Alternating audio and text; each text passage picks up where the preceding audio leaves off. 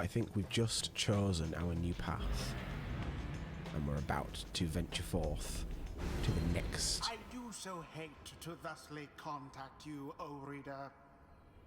Yet an awful rumor reached me recently that you have within your retinue a traitor to the Nightwings and the Commonwealth alike. But you would never harbor such a traitor, now would you? I trust your time within the downside would have taught you that.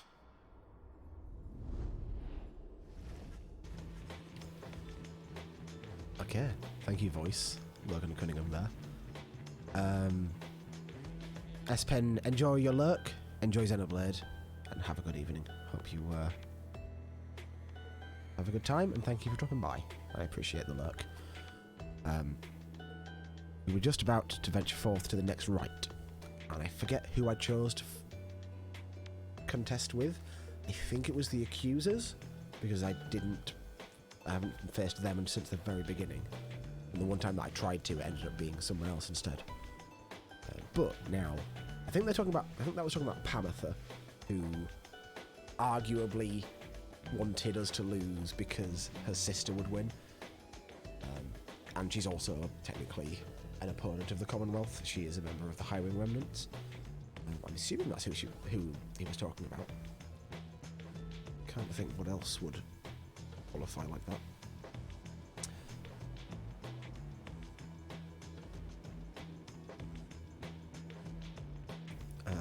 But let's see what happens. You rise after a fitful night of slumber. Somehow, the voice, which thus far has reached you only in the rites, has found its way into your sleep as well. You shake free a bit. The time at Moonlight Alcove has made everyone restless. The group is eager to set forth at your command. Okay, we're off. Now we're jamming. Let's just check around here a bit. Any exciting landmarks to visit?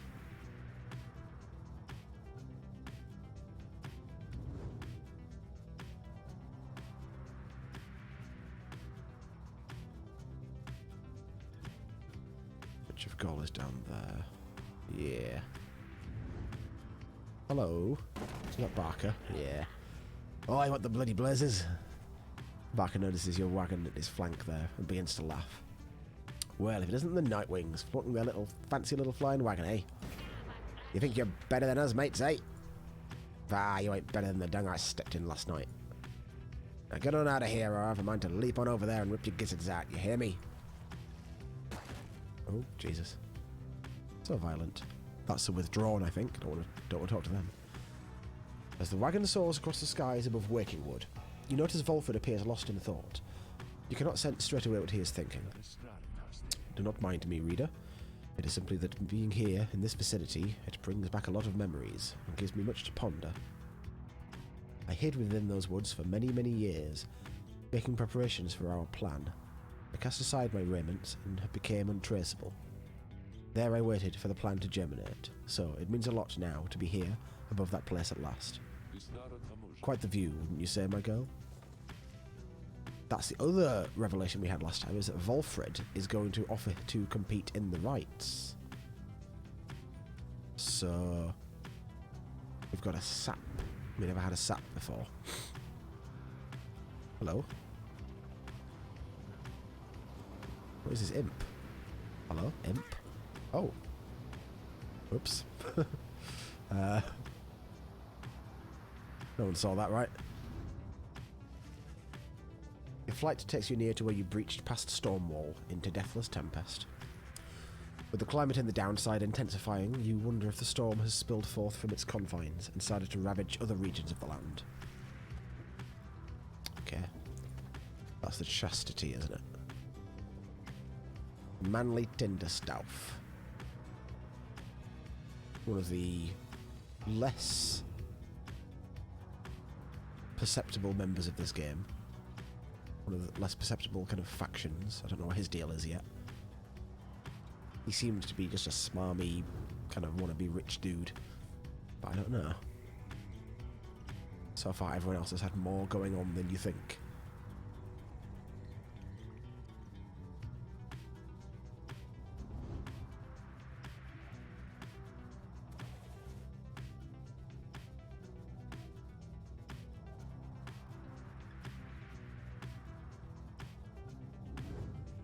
Alright, there's the Ridge of Gaul.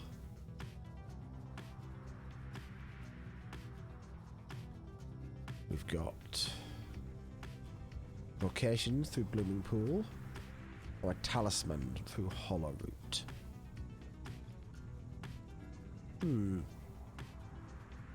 Might go for Blooming Pool. I like the vocations. I like the reader skills, or whatever they're called.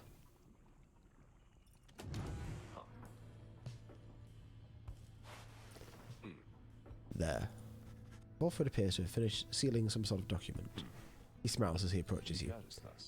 Hello, my girl. Was just on my way out to make a drop. Report a bit of progress our supporters on the other side would like to know. It's not clear to you exactly how Volfred is able to communicate with agents in the Commonwealth. We have our ways of making certain that such messages manage to make their way to whom they need to reach. Most of the time, at least. It's not exactly the most dignified of methods, but the messenger imp is as hard-working as the rest of us, or, dare I say, more so. Most imps lack the capacity to do that job. They of course cannot traverse the outer boundaries of the downside, but they can squeeze much closer than any of us. Walfred offers to tell you more of this process. It seems that he has been using certain imps to relay messages to his agents in the Commonwealth for some time now. From that point, we depend on certain other means. A trafficker like Rookie would be likely familiar with them. Then, my agents intercept the messages as they arrive.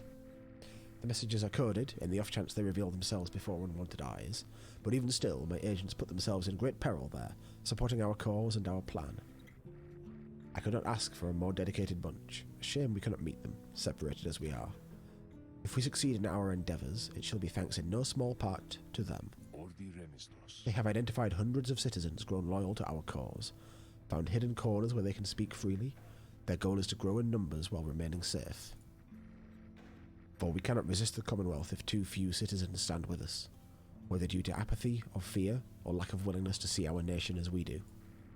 Some of these agents I have known for many, many years, since long before my exile.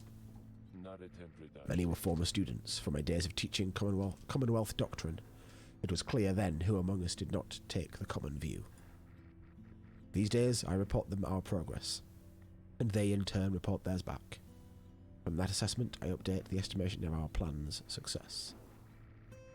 Our chances of success increase substantially each time we liberate one of our own, but those loyal to us in the Commonwealth slowly gather strength regardless, knowing of our efforts.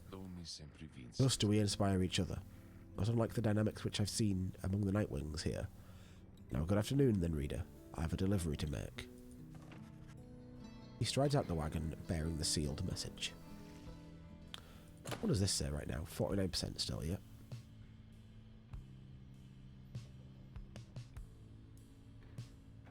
Right. So we're not going to face a Withdrawn, or the Tempers, by the look of things.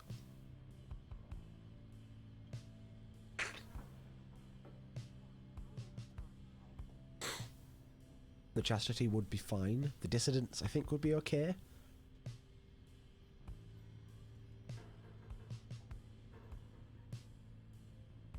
I think this looks a lot better than last time. The Essence felt bad to play against, and I thought they would be bad. I thought it would be a problem. But... and it was. It was 100% a problem. Right, you and Hedwyn make a quick search of the sweeping plains of Blooming Pool. However, you find nothing of note. Well, it's always good to spend some time with you, my friend. You soon return to the Black Wagon, where the others are preoccupied with their own pursuits. You should have time enough to pursue your vocations. I want to do this one. Get the glory up.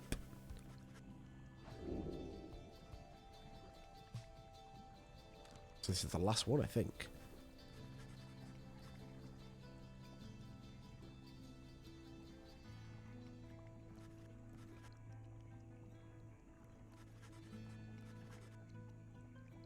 Yeah, so this unusual text, I think. Right, my righteousness is 2. So I wonder if I can choose that one again. Oh, okay, I've maxed it all out now. I wonder if this is going to do something. You look up to see the lone minstrel there. You had not noticed him.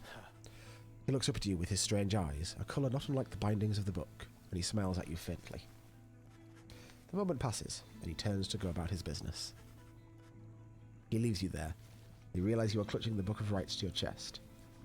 You manage to pull away. Huh. What was that?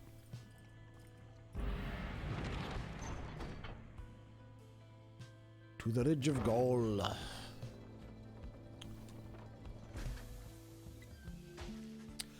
The wagon comes to a sudden stop after a near miss with someone or something that got right in its path. At first you see no sign of whomever or whatever it was, but then a voice rings out from the side of your path. The friendly yet somehow aggravating tone leaves little room for question as to who it is. Is it Falcon Ron? That sounded like him. Yeah, it is. Hey guys, so maybe you watch where you're going a bit more next time, I guess. You must have scared Dad half to death. I mean, just look at him. But it's good running into you like this, because I got for you a really special deal. We got some pretty out there stuff on hand, and it's just been slowing us down a bit, to be completely honest here. Something about him, I don't know, but Dad just hasn't been himself. But once we open shop, why, these little numbers, they're gonna go flying off the shelves. And you can have first dibs. All you gotta do is give us a lift, because you're headed to the Ridge of Gaul, right? Just drop us off when you get there, okay? The black wagon does not provide for you the most spacious accommodations, but it may have room enough for Falcon Ron, barely, at least for the short remainder of your trip. On the other hand, you sense a troubling energy from whatever strange artifacts he is transporting right now, and wonder whether you should get involved. I will give him a lift, I think so. The thought of having trouble with Falcon Ron fills you with a nameless dread. Well, yeah, but, you know, I'm going to hold that against him.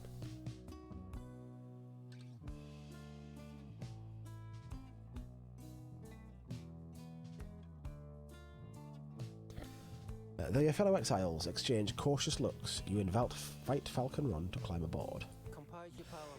Oh, great. Thanks, guys. I'll just squeeze right in. He does not. Dad, come on. Put your back into it already. Eventually, Falcon Ron manages to get on board, as you prepare to set forth again. Okay.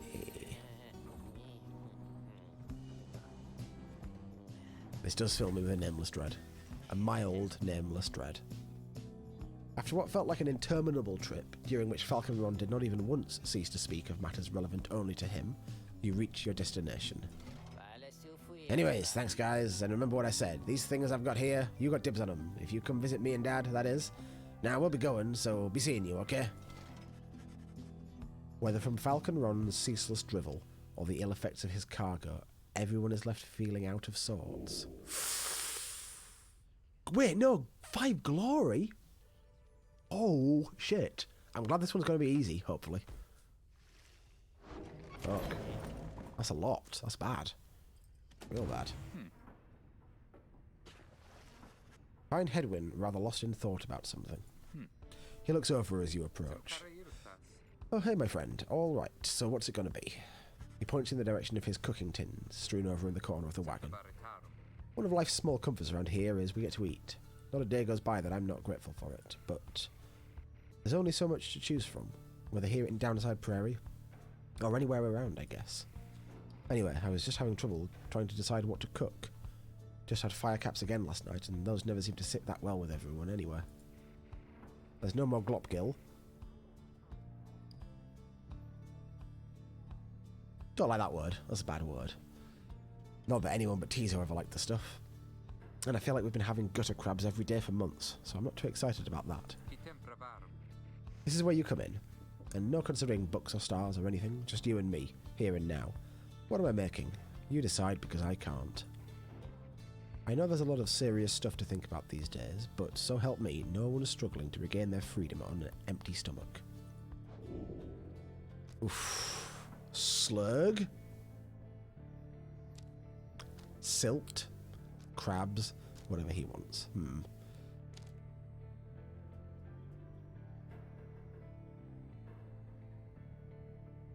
Which of these sounds the most appetizing? I couldn't begin to speculate.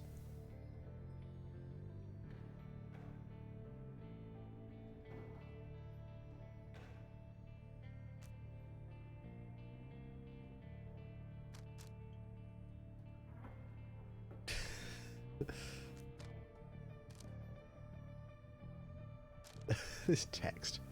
An acquired taste. A fillet of slurg. An acquired taste acquired mostly through a prolonged and desperate stay within the downside. Silt porridge. A notorious dish that Hedwyn has perfected to the upper limits of its capacity to not be terrible. And gutter crabs. This inoffensive option has the added benefit of putting some lucky gutter crabs out of their misery. Or whatever he wants. It is exceedingly difficult to choose from all the delectable meal options in the downside.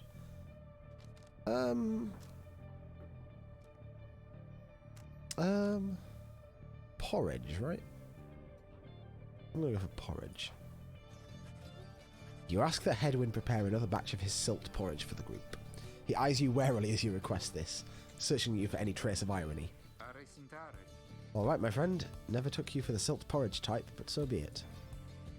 I guess even after all this time, we still have much to learn about each other. Now lend me a hand here with this stuff, would you? As you assist Hedwyn with preparing the silt porridge, the two of you get to talking about the past. The reality of cooking in the downside has a way of making him nostalgic. Life on the Blood Border wasn't that much easier than trying to get by down here. The hiring remnants could swoop in at any time. They were so good at picking the worst possible occasions for us. The time they showed up and I was nowhere to be found, I must have told you about that. He has spoken to you of his past as an outrider once before. Well, either way, I don't think I ever told you much about Fikani. The other thing we learned last session, I think it was last session, if not the one before, is that Hedwyn and his little desertion moment when he was being banished was, we knew it was a dalliance with some lady. What we didn't know was that it was a harp, which was to say a member of the hiring remnant who are the enemy kind of faction to the Commonwealth. So that was an interesting spin. And we were told that she had been safe and alive the last time that Tamitha saw her in the Commonwealth, or on the upside, whatever their land is called. So he was pretty happy about that. I was riding to relay an order when she caught me out in the open. She could have had me, but we just stood there, you know? I'd never seen anything like her. In her voice, she says to me, "You ought to be more careful with your life." And I just say, I'm not the type to say such things, but it's all I could think of, looking at her then, so I just tell her it was worth the risk. Anyway, she spared my life, of course, and when we saw riders heading toward us, I looked at her, she took hold of me, and we just took off. I didn't want to leave her, and I didn't, for a while. We trails off for a while. Soon after I came back, I went off in search of her again. This time, though, the risk I took, a lot of people paid for it. The harps attacked when no one was there to raise the alarm. A few days later, Hedwyn the deserter was sentenced to exile.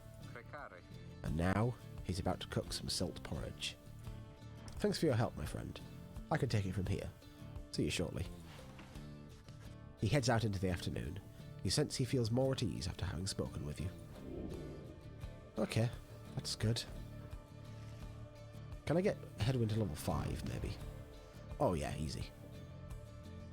Ooh, Volfred is here. Yeah. With no bloody XP. Guess I need him next time.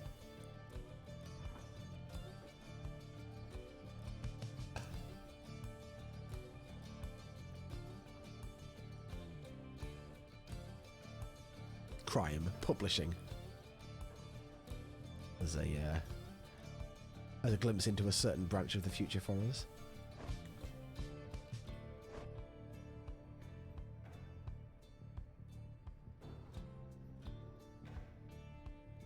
I don't know anything about Bertrude yet.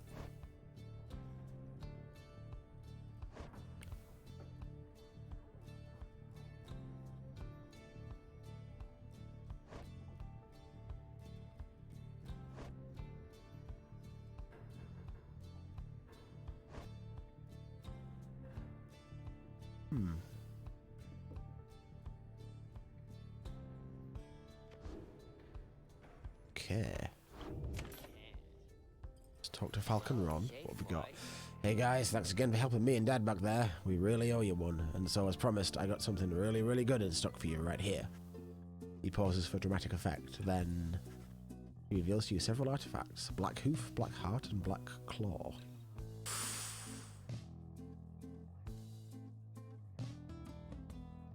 More stamina, but can't grasp the orb. Bearer returns with infinite stamina or a fast-moving howler. Bearer's aura remains while grasping the orb, but cannot be cast. Ooh, hoo, hoo, hoo. They emanate with energy that cannot possibly be completely healthy. Nice, sir. You guys, you got first dibs on these bad boys, and I can tell you what, they're gonna go fast. Are they expensive? They're not expensive. Ooh, we sell my things. This one, the aura remains while grasping the orb. Ooh. Somebody with a good aura size, with that.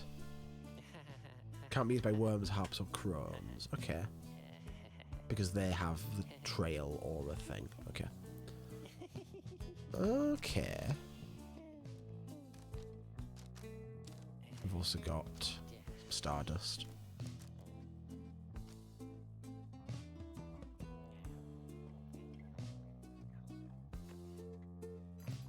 Let me get rid of all these for a second.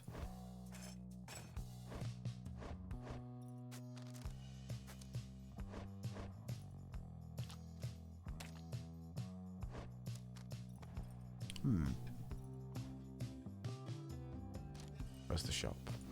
Oh, there we go. Oh, God.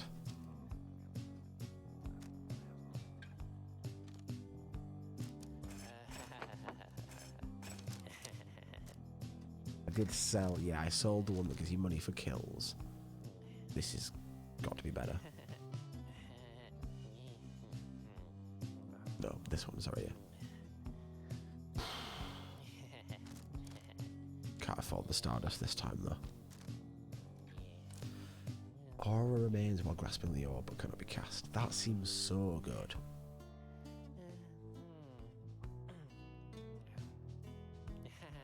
Oh, wait, shit. It's one coin too many. Seriously? Ugh. I was kind of thinking of selling this anyway.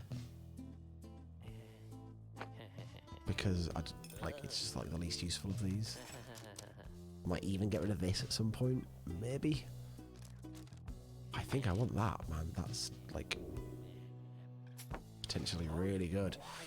Ah, great, you guys. I knew you were the discerning customers. Now you enjoy that one, okay? And remember, I still got the others too, and you can buy them if you want. Though these ones, they are real popular, and so no refunds on these guys, you understand? But they are real good, so there's no chance you're gonna want to pawn them off. And they're gonna be like actually cursed. I get that they say cursed, but I was assuming that the downside that they all have is the curse, but maybe not. Maybe they're going to turn out to be really bad.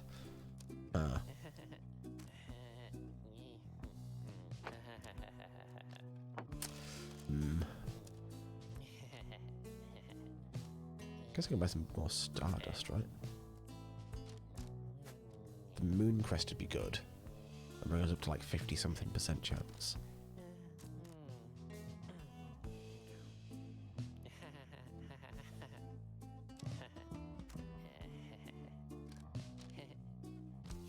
Yeah, we'll get this. 60%. Oof. That seems very good. Right. Appreciate you doing business, and you guys be sure to tell your friends, okay? Right. I think we're gonna do the right, but now we'll read the book later. Here among the lonesome lands of the Ridge of Gaul, you await the signal of the stars. There is no sign yet of your expected adversaries, the accusers. Then the little imp Tizo flutters up to you. Hra, Harhawk. Tizo cautions you that he has some history with your next adversary, Lendl. Scullyhawk. Tizo seems to indicate that Lendl has a personal vendetta against him. But before he can explain anything further, the stars begin to call out to you.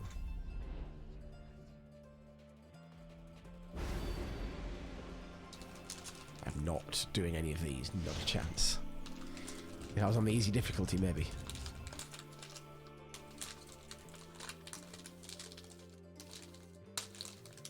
We haven't used Volfred yet. Sure, I can use him, potentially. Headwind, Volfred, and... For I detect another exile in your ranks. The exile Volfred Sandalwood himself, that cursed sap. I ought to have known he was behind all this. He has no love for our sacred tradition. Yet you would heed his poisoned words over mine own? I thought that we were friends. Then fine. Let us return to a more formal distance. Your voice is getting really intense. Your companions are assembled and ready for the rites to commence. However, there is still no sign of your adversaries, the accusers.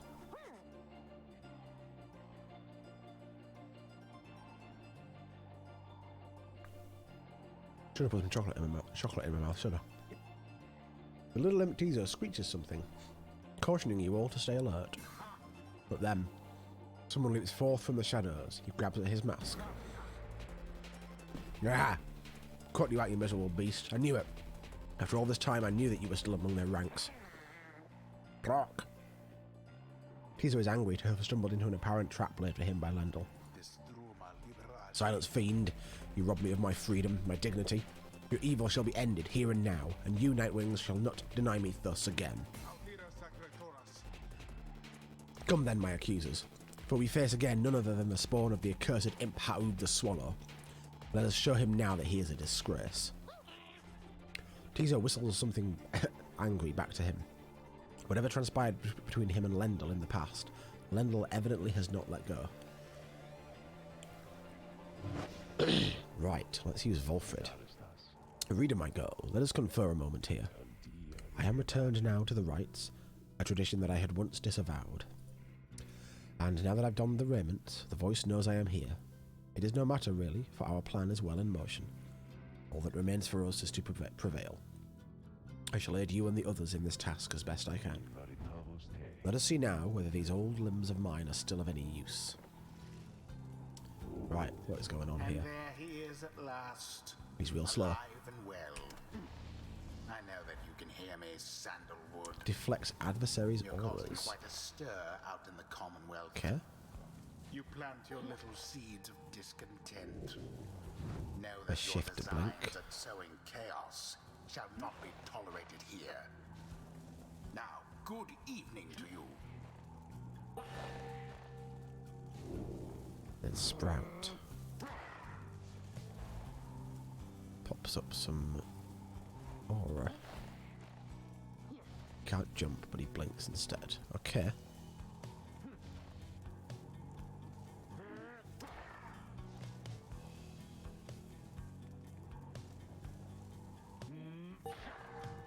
There's a bit of a delay to it though. I can't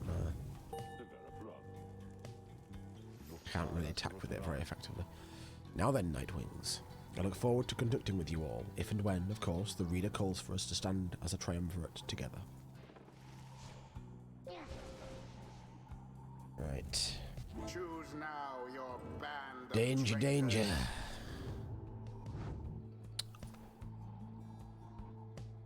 Yeah, I read this. He basically just planted evidence on people.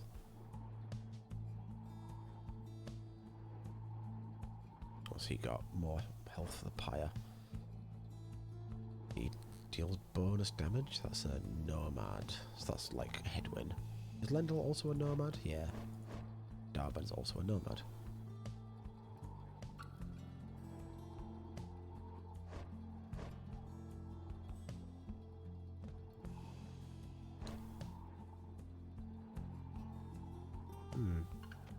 Kind of a worrying team. But I think we should be okay. Our glory is bunkus though. Been messed up. Too much Falcon Ron is the debuff's name. Okay. Headwind first might work. May. Oh, I can level May up to 5 as well. Hedwyn, May, and Volfred is maybe the strat. Could also level up Pamitha though. Huh.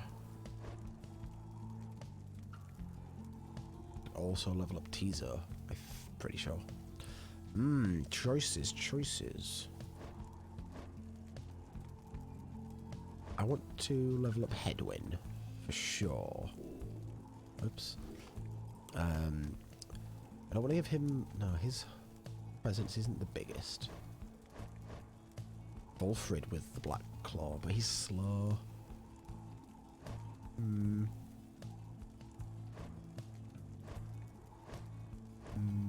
May with the Black Claw? Edwin with the Black Claw? Maybe?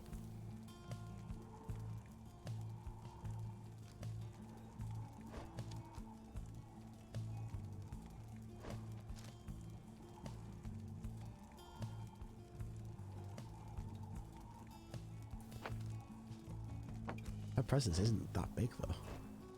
Really, Volfred's is the best one. But then does his presence even come out of his body when he's not got a sap down? A sapling? Maybe it's Hedwyn.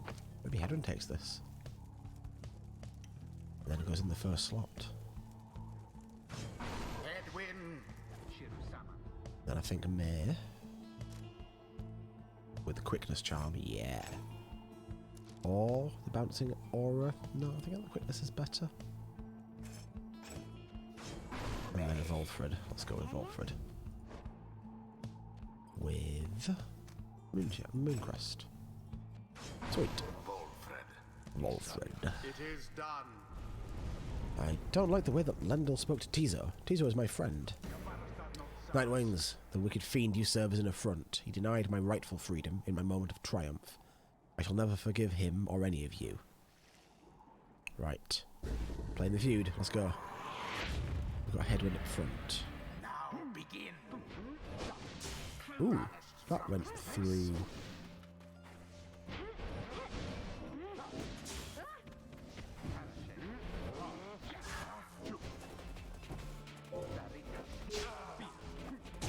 How? An inauspicious stock. How did my large aura not get hit him before it hit his small aura? Confused. Okay. Plunged into their fire.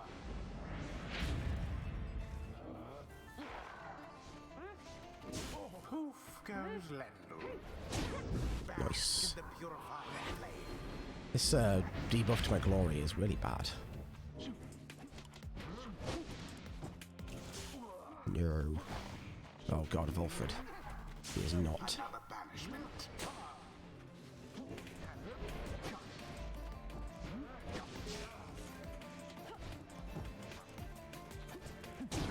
Hedwyn down Cool. the Getting them down.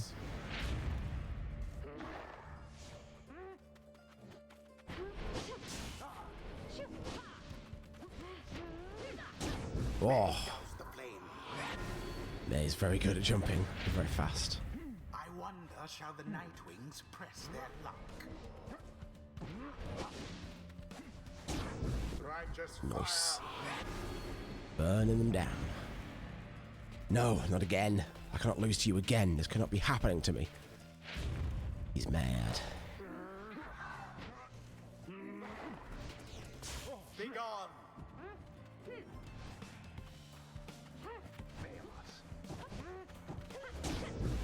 Nice. 2 more. Now go.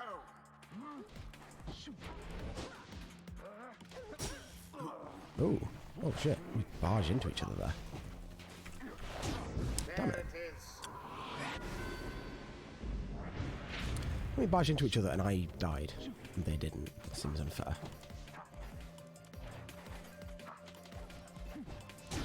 Brilliantly Okay. done. One more. One more cheeky plunge. No more than a lick of flame remains. And Got it him. is done. Got him. Easy. No crazy movement from them. That makes it so much easier. Meanwhile, adversaries wallow in defeat. Sorry, Lendl. But you know, you are a cop. The right And I is don't complete. vibe with that.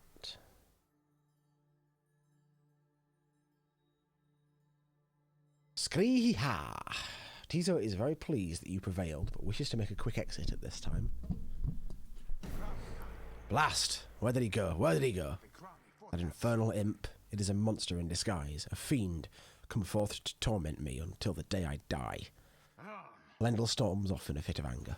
Tizo reappears once the coast is clear, and expresses his gratitude again. What Lendl said before, if Tizo truly is a descendant of Haub the Swallow, then he has quite the legacy to live up to. The 8 scribes bless us with their Oh, ways. level 5, Hedwyn. Mastery of the rites. This is just a starting point and not a destination, isn't it? A mark along a path. I wouldn't have come this far unless I'd figured all that out by now. I can only hope that what I've learned here can be used to help us in some way.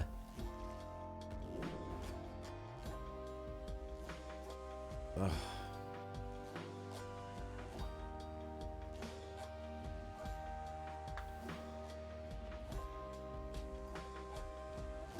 Two seconds longer is good.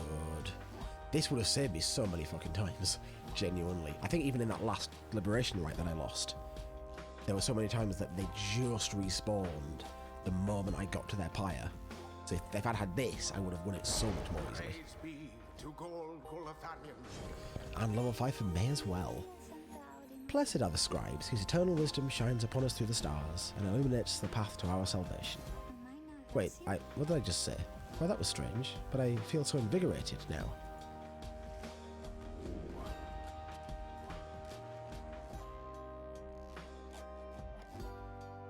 Banish while jumping, she instantly returns. Hard to choose. The egg and I completely different. is raiding. Hello, friends. What are you all doing in a place like this, huh?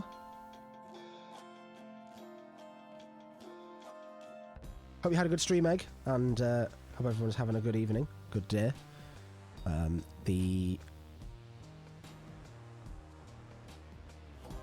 we go. Emotions are running high here in Pyre, so hope you're here for a ride, as it were.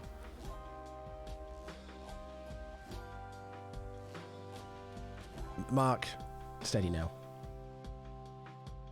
Could go mad with power. Welcome, friends. Hello. Egg and I, Poof Slazy, Macro Mark, Whitney, hello. Welcome in. Hope you had a good time. We've just, as I mentioned on I think Discord earlier, or possibly in the stream, we lost our last liberation rite, so we're in a bit of a kind of tight situation here. But I've just beaten the accusers just this very second, this very minute. We've hit Hedwyn and May to level 5, so we've got some juicy bonuses going on here. We've got Volfred on our team, actually performing. It's been a while since my last outings in the rites, begging for your continued patience as I recollect the way. Okay. And we're just in the middle of a cycle of rites, I guess. We've just done the first one. We've got one more to do, and then it'll be a liberation rite, I think, this cycle. Ooh, a sapling will spawn near his pyre. Pretty good. So we get like 1 second life, basically.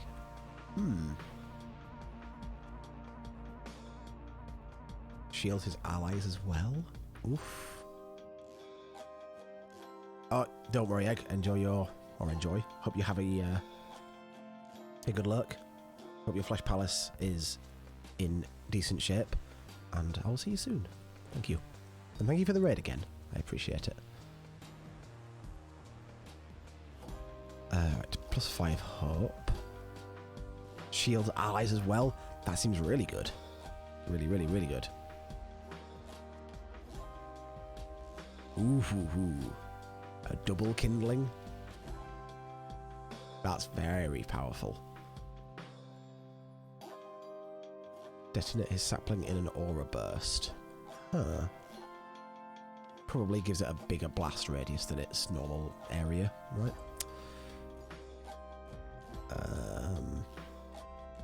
Spawns faster in a larger aura. That's also pretty good.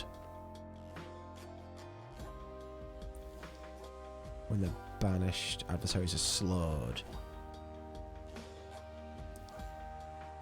These are... there's a lot of good things here.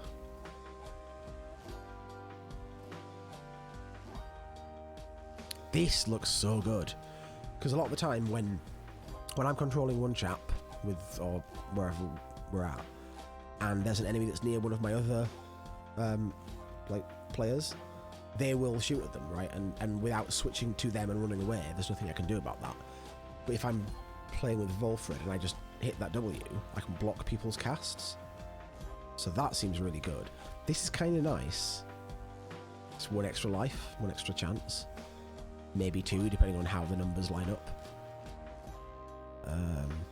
That's, like, kind of useful, but usually if they're in range of my pyre, I'll just jump into it, right? So,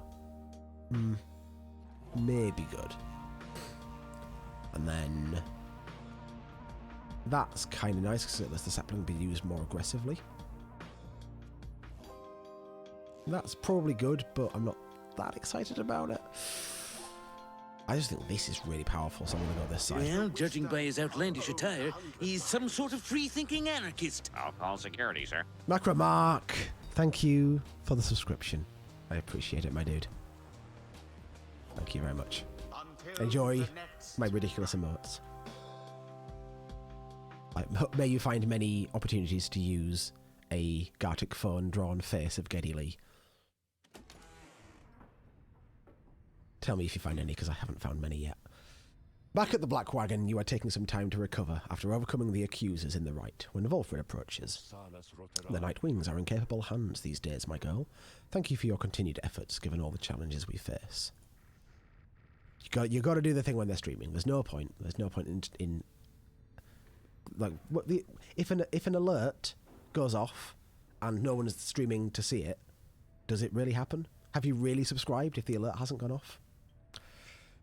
The rights may be ending, but we still have time to achieve our plan, especially if you continue to prevail like that. Ooh, it's gone up. It's gone up 3 whole percent. Come, let's see whom we shall square against when next the stars align. The stars yet shine for you, revealing various paths forward.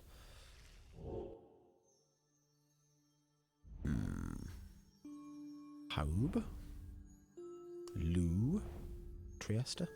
Yeah, I recognise the stars. I recognise these stars now. The Tempers.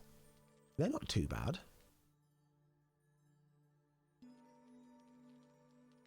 The Dissidents. They're not too bad. And the Pyre Hearts. Okay, they're all like middle of the pack, not too bad. Tempers. No, the Dissidents probably the harder ones.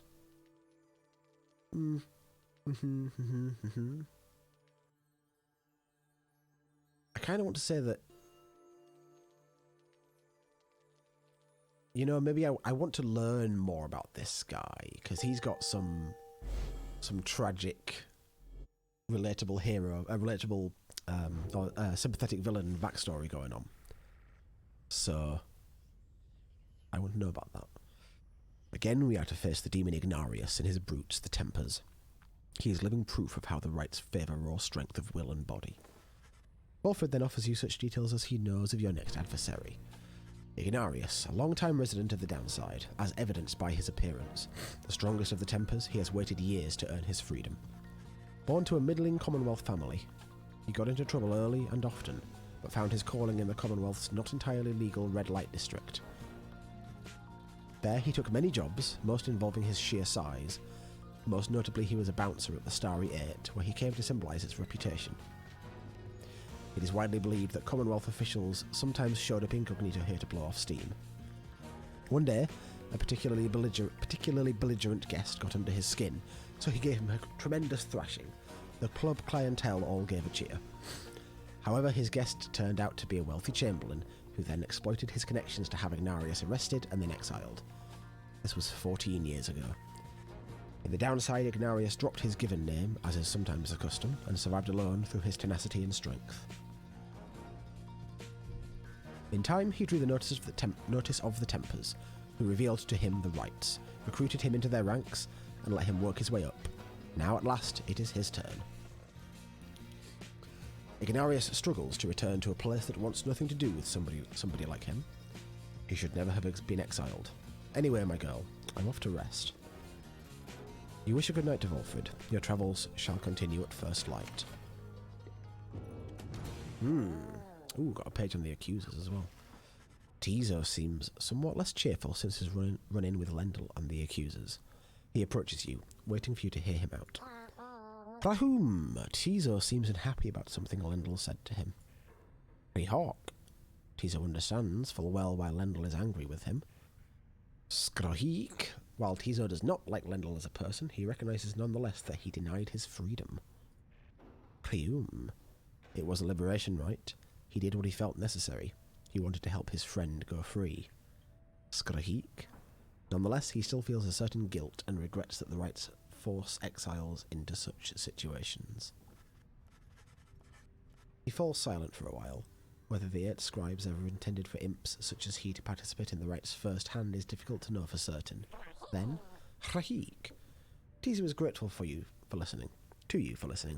He knows the scribes created the rites with good intentions. Skryok. He promises to keep doing his best to live up to the legacy of the scribes. He bounds up into the rafters with some of the other drive imps. Regardless of whether he truly is a descendant of Haub the Swallow, surely the scribes would have been proud of him. Good little teaser. So I wonder, when it says he denied his freedom, is it that he did something underhanded? Or that he just was taking part in the rite and won? Maybe. Curious. Right, what have we got here? It's a new page.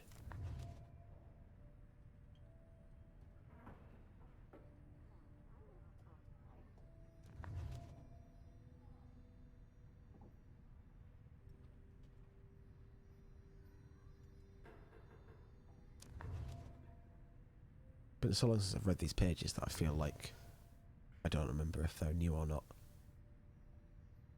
It didn't flash up with the fancy effects. I'm pretty sure it's not new.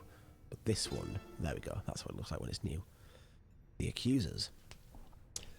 The Accusers formed under Golathanian. He is a big man. He values justice, loyalty, steadfastness. Golathanian. He says that the Accusers take their name from one of his most accomplished legions, from his former military days. All among them, in fact, served the Master General at one time. They represent the stoutest-hearted people of the Empire, who hold true to Myr and Golathanian to the end. The golden colours of their raiment are reminiscent of their old shining armour. Is his claim? Ever shall they seek out those with the truest spirits and the strongest sense of purpose to replenish their ranks. I can see how that might be a problem.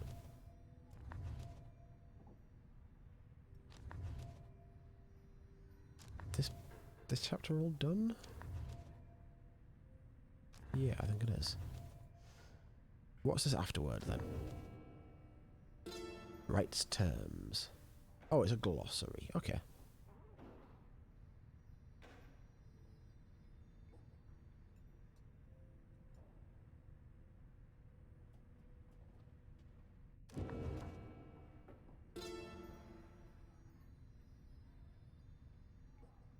Okay.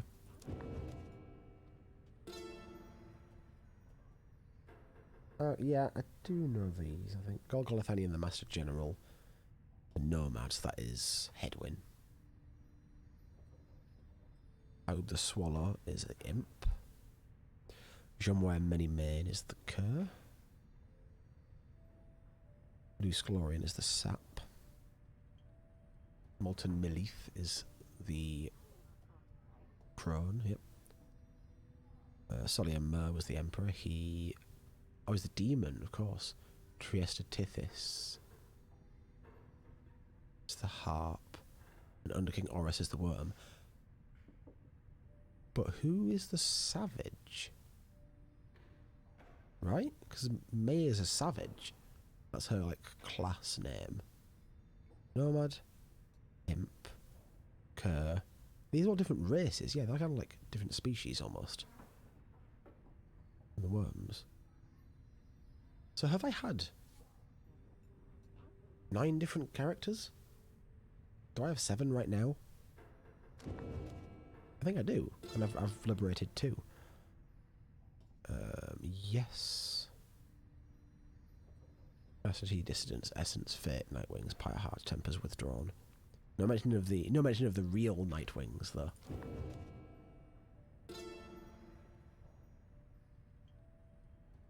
Curs, Crones, Demons, yep.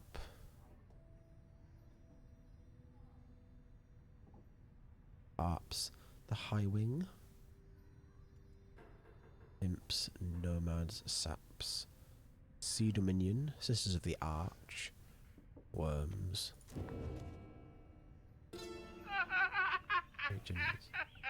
Bran the Blind is raiding once again. Hello, now Bran. something completely different. Welcome, friends. Welcome in. I'm just reading a book. Hope you're all ready for some thrilling gameplay of me reading a book. Oh, well, Shammy, hello. Nice to see you in. Thanks for dropping in, guys. Hi, Bran. Thank you for the raid. Let me do the thing.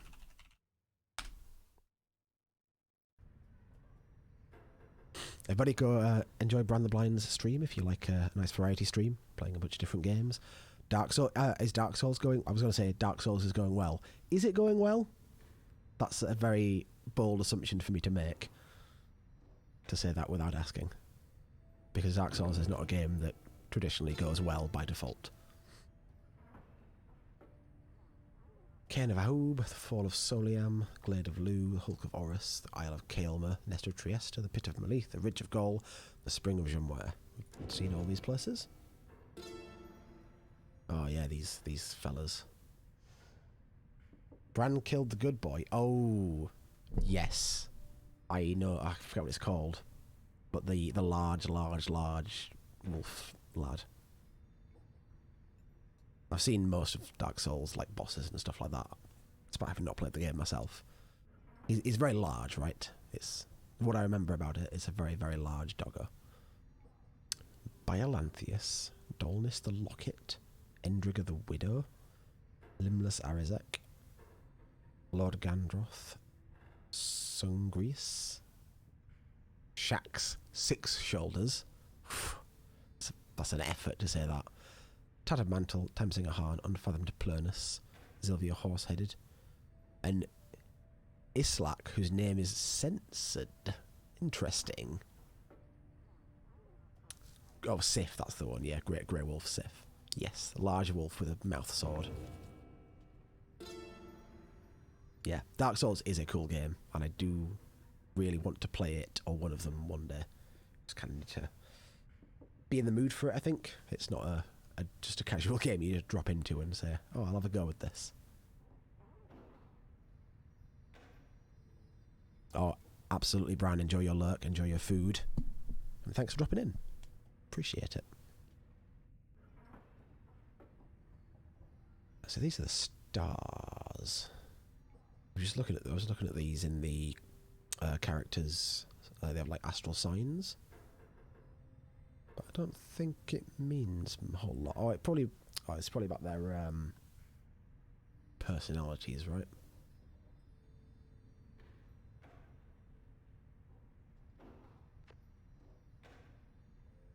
Those born under it are complicated.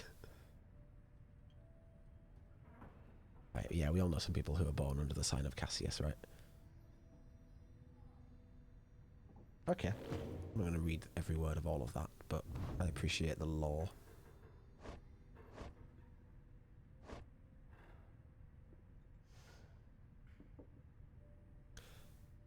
So, yeah, my curiosity here is that we have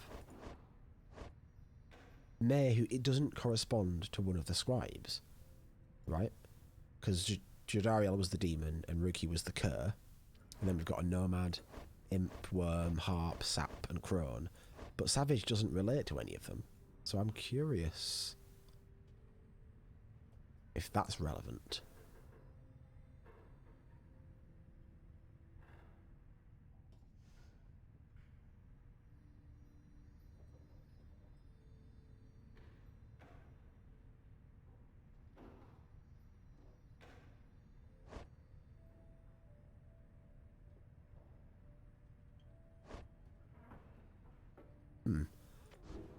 Okay. I think we're going to head off to find the start of whatever it was.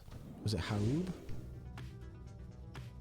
The Cairn of Haub. I feel like I've been to the Ridge of Gol and the Cairn of Haub more than any other. Oh, hello, hello, hello, hello. A bit violent. Is the cairn right here? Yeah, it is. Where are you guys going? Where are you guys going that's so important? What's over to the east? I get to see the corpse of Shaq's 6 shoulders again. Oh, fun. Guess there's nothing else to do. Going to head to the cairn of Haub. So, what did we just do? The Tempers, wasn't it? Right. May express an interest. Okay. Teaser suspects you may find something of value. I like value, but I like May more.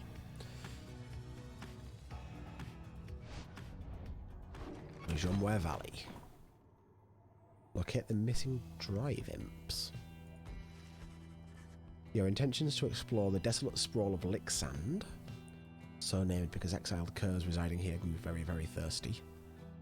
Or dashed, when on your arrival, several of the wagon's strong-willed drive imps escaped. Fortunately, their disposition toward mischief proves predictable enough, and soon all the imps are once again accounted for. However, May also has a nasty bite to show for it. Why did they bite me? I didn't bite them. Maybe next time I should. You dressed the minor wound, which ought to heal soon, but the incident took much of your remaining time this day, and left both you and May awaiting its merciful conclusion.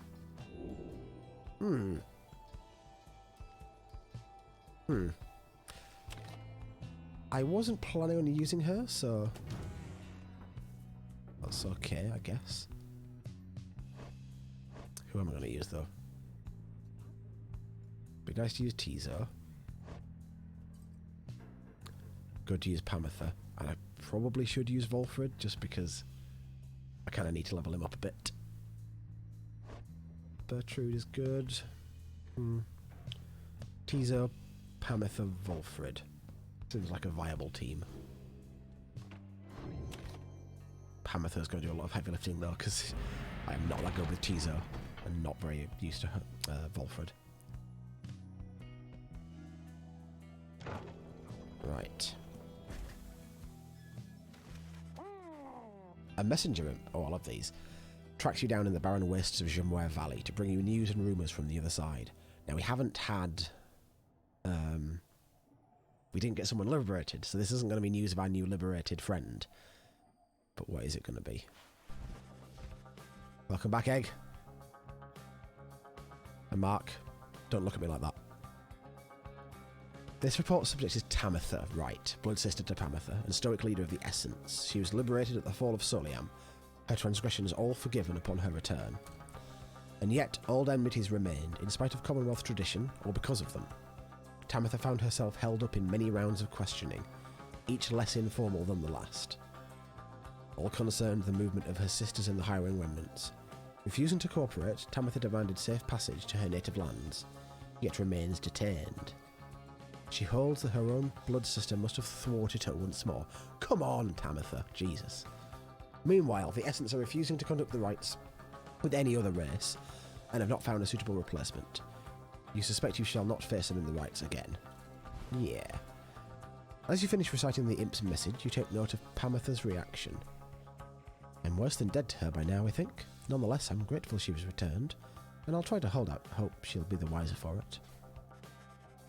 He thanked the messenger imp for delivering its news and let it make good use of some of the Black Wagon's facilities, before watching as it flutters off toward the horizon. Right. Interesting. I wonder if she joined the revolution? Seems like her kind of jam, to be honest. Let me just check this planner real quick. Still 52, okay. But it went up to 52 after the liberation, right? Not immediately after, but like the next sort of scene after that. So maybe... Or maybe that's just unrelated to her. Also, who are we going to be fighting? The Chastity, most likely. Unless, I guess, the Dissidents win a right between now and then. Not quite sure how... You can't see who's going to be facing each other or anything like that. So I think we're just ready to go. But we're not going to use Headwind, I don't think. And we're not going to use May. Tizo, Pamitha, Volfred. So Pamitha with her feather. Volfred with a quickness charm, is that good?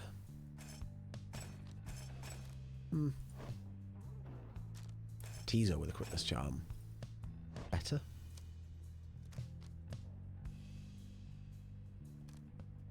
Volfred with a moon crest.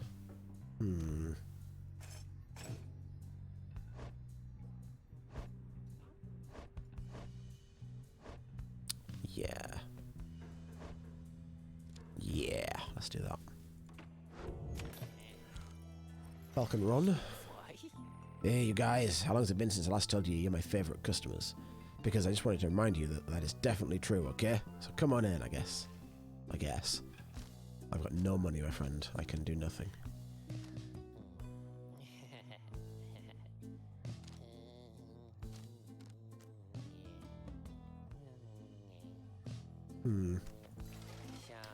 Well, see you around, guys. I don't have any things in my wagon to sell, do I? I do.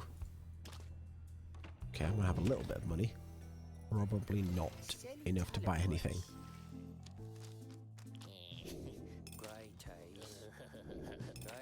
Can I sell this? It can't be sold. Alright, fine. I get it.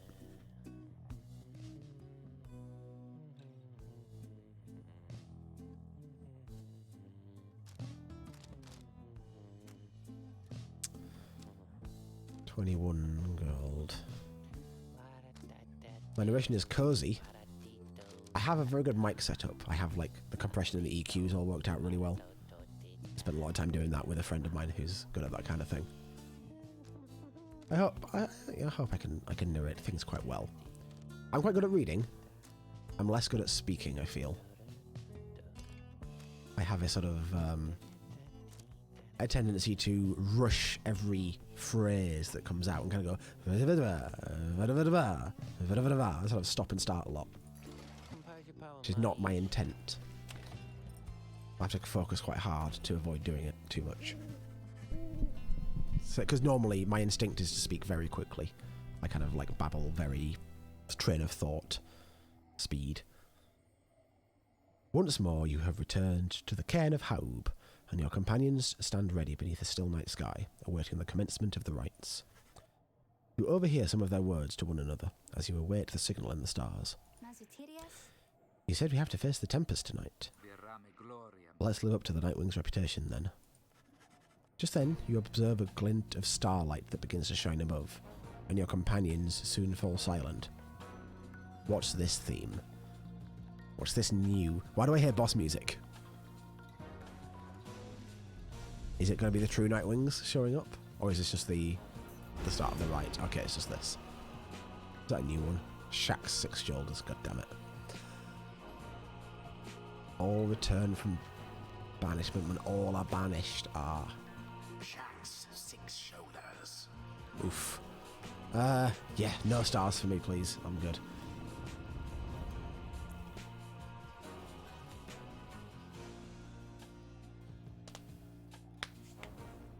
I feel like I haven't had a lot of money this whole playthrough. Maybe it's because I haven't really tried to gather any. Align, you exiles of the Nightwings. The 8 scribes summon you to the cairn of Ha'ub. Your adversaries in the coming rite shall be the Tempers. Snuff out their pyre's flame and show your worth. Now, prepare yourselves.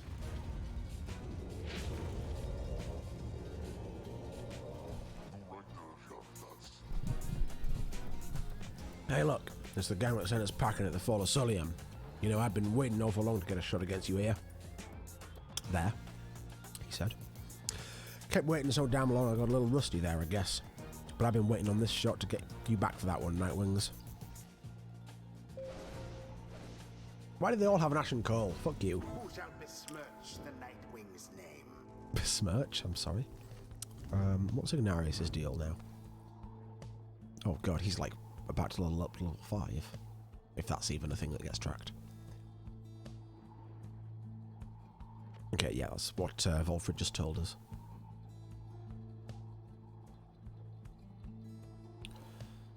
Yep, so he's a demon. Oh, what else have they got? Before I don't look anymore, they've got a crone. Oof.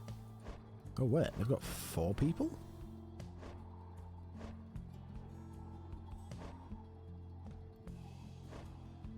Lady River?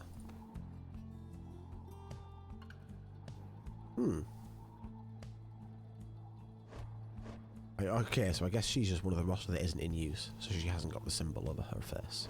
Okay.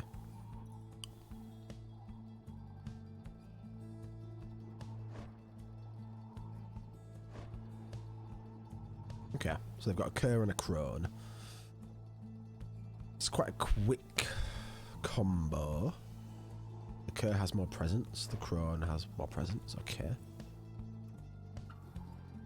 Ignarius is slow. I have faced him once before, I think. Don't think I've faced him since. From the sound of that dialogue at the beginning, I probably haven't. Let's not use May. Right, Pamitha, for show.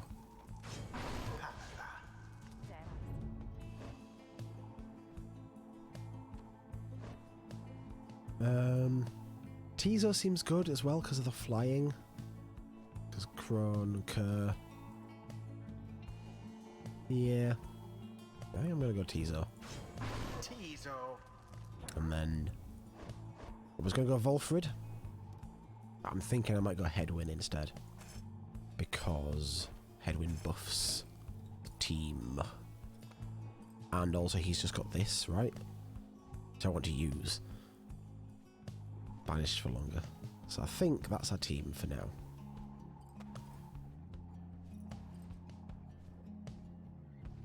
And Pamitha's going to be the main powerhouse, I think. Because she's the easiest to, like, just glide it in. So, we're going. Oh god, I had the... Don't jump at me, motherfucker. Why couldn't I attack?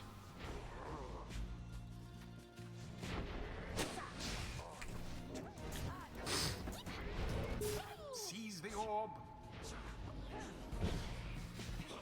Yes. The Nightwings are the first to strike. Yeah, Pamitha does a lot when she flies it in to the...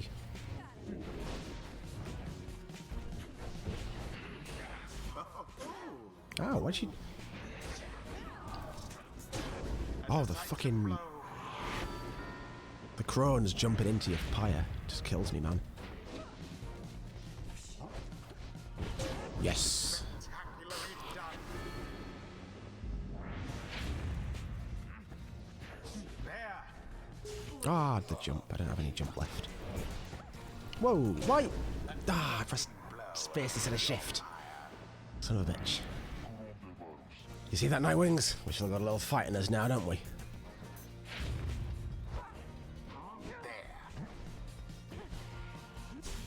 Nope.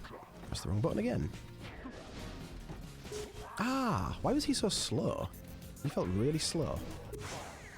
No sign of the Tempers for the time. Headwind Okay. flung the orb into the flame.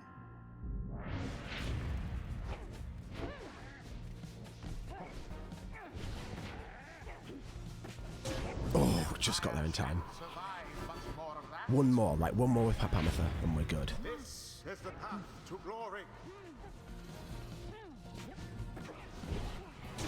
Magnificent. Wait, why did that not give me the extra 5? Now end the ceremony. Gah. Well cast. And this is done. Got him. That was not a bad showing. May their next Didn't mess up too much. adversaries Messed up fare a one little control mess up, and everything else was okay. better. The right I am on the is harder difficulty ended. now, just to be clear. I did the first round of first round up till the first liberation rite on normal difficulty, and it was kind of trivially easy for the most part. So I put it up, won my first game, lost my next 2, and then won the next one, and then lost my liberation rite. So I'm a little bit iffy on this difficulty. Against a hard triumvirate, it does trip me up. The essence was what really screwed me. The harp group. Ugh, oh, you tempers, we were damn unstoppable. But this again. Always is there greater knowledge to be gained. Understanding deepens in the mind. Karhi. Teaser gives thanks to Haub the Swallow for watching over and protecting him. Right. 10 damage when dousing, that's good. Implode bigger, that's good. This looks really good, but really complicated. I've got you have to think about when I play this game. I like how he says a much wider area. His area is already massive. It's like the entire central part of the arena.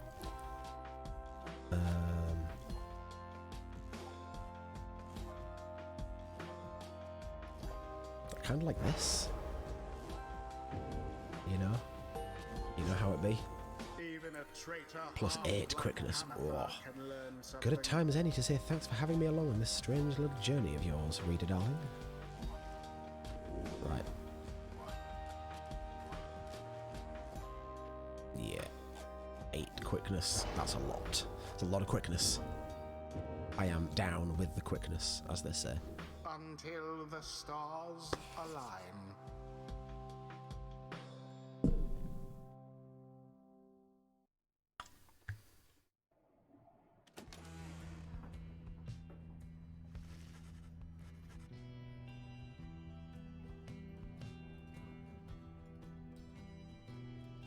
Made the mistake of eating a piece of chocolate, not realising that I'm going to have to talk again in 5 seconds.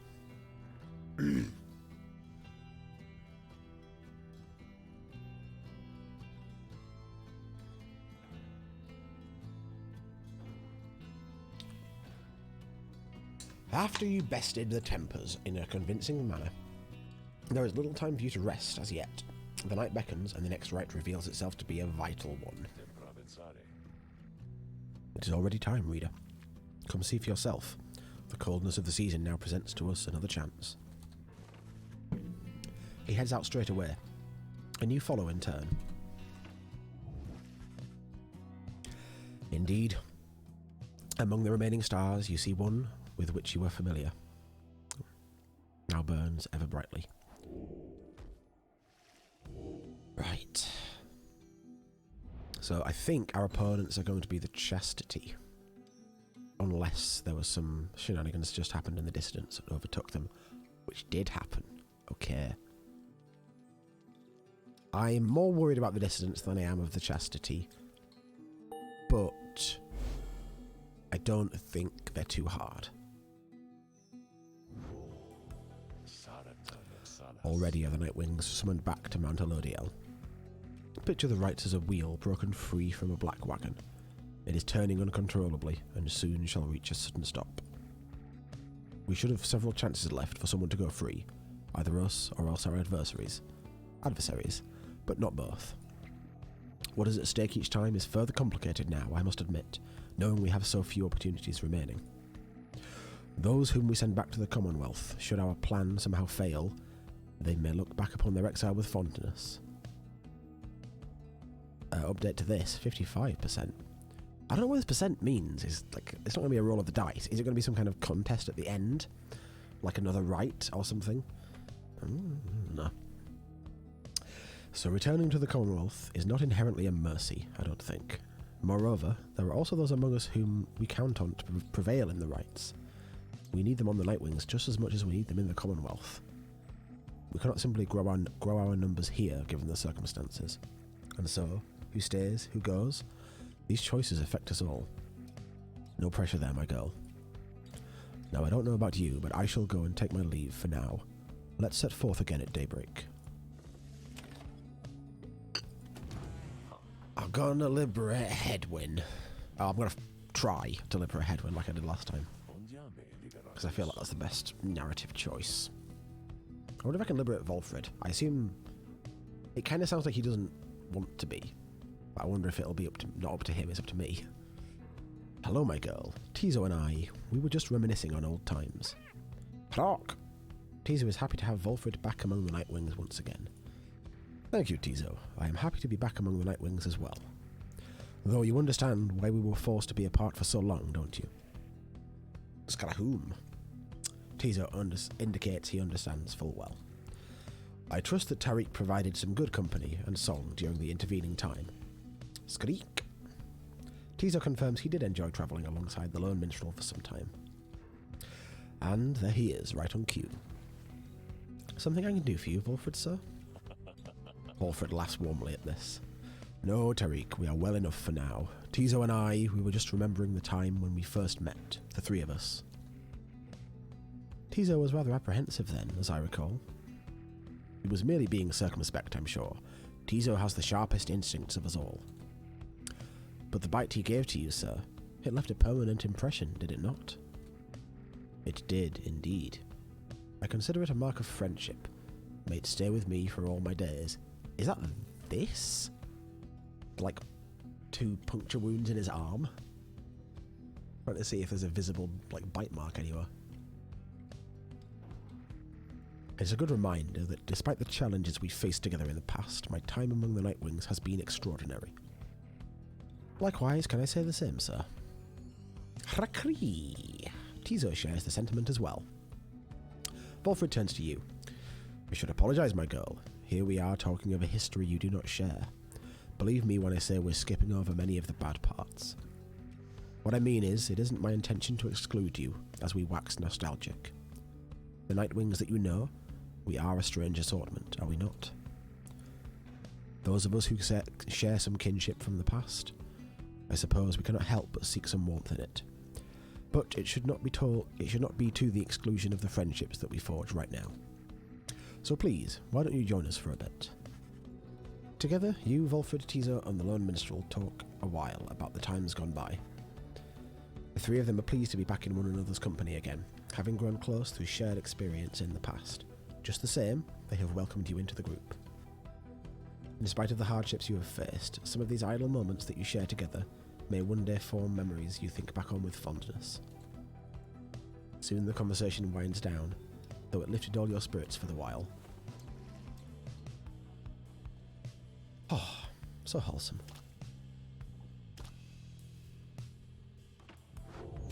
Right. I guess we're gonna go for the Solian.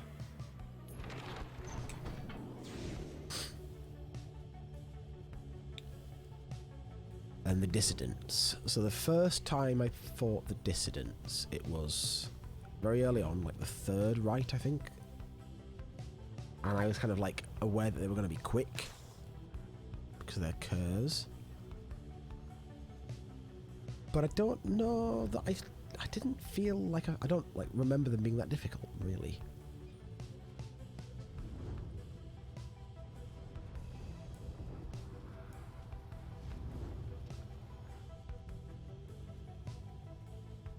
Kind of feel like it was on easy difficulty or normal difficulty, I guess. So I won't assume they're not difficult, but I don't feel too worried about them. Emperor's Ascent. So Gilman shall gain favour, or May shall gain favour.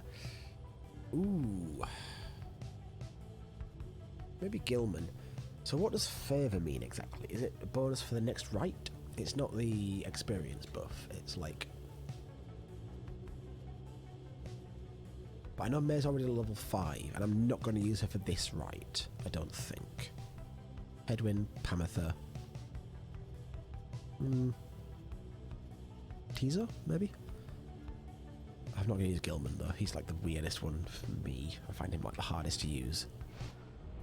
But, I'll see what this happens. You make landing on Mount Elodiel, where Volfred pulls you aside while the others complete the post-flight inspection. He puffs at his pipe before speaking up. Reader, as you know, I now wear the raiments once again. This means that I, myself, may soon be worthy to regain my freedom in the eyes of the 8 scribes. Know, however, that it is not my wish to go just yet. It is true I could be of some benefit to our plan back in the Commonwealth, but I feel my place is here for the time being. Perhaps once the Nightwings are on a surer footing in their path, my time shall come. Those are my feelings on the matter, and I wanted you to know I shall of course defer to you. Our path is not to contradict the reader's will.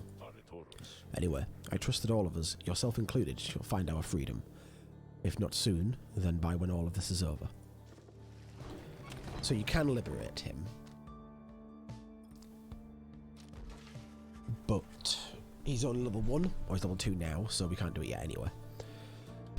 Having completed the post-flight inspection, you and Sir Gilman visit the monument of Trieste Tithys here in Emperor's Ascent. It seems this night's test of honour is just beginning to begin. He is to understand the stars themselves are vanishing. Impossible, he says, for how can there be such a thing as honour in this world if the stars themselves are wanting to leave this world behind? I know a certain French inspector who would say such a similar thing. Soon he has finished paying his respects. You return to the wagon in silence, feeling as though Trieste Tithys has shown you favour. You soon shall ascend the mountain, though there is time now to pursue your vocations. Sir Gilman gained quickness for the next rite. Okay. Irrelevant. Right, so I can't do that thing anymore. That's fine. I could level someone up, or I could forage for resources. Is anybody in a really good spot to give 1000 XP to? Nope. Nope. No. No. No. No, no, no. Right. In that case, I'll go for this, which I haven't done this before, so let's see what happens.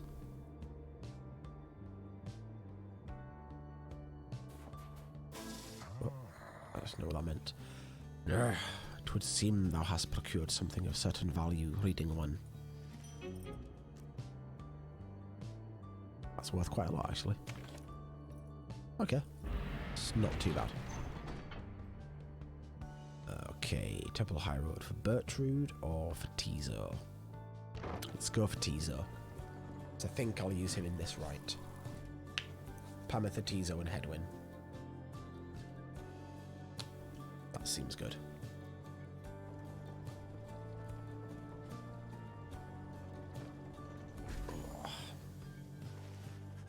En route to the mountaintop, you pass by a monument to Under King Oris, and Tizo happens to take notice.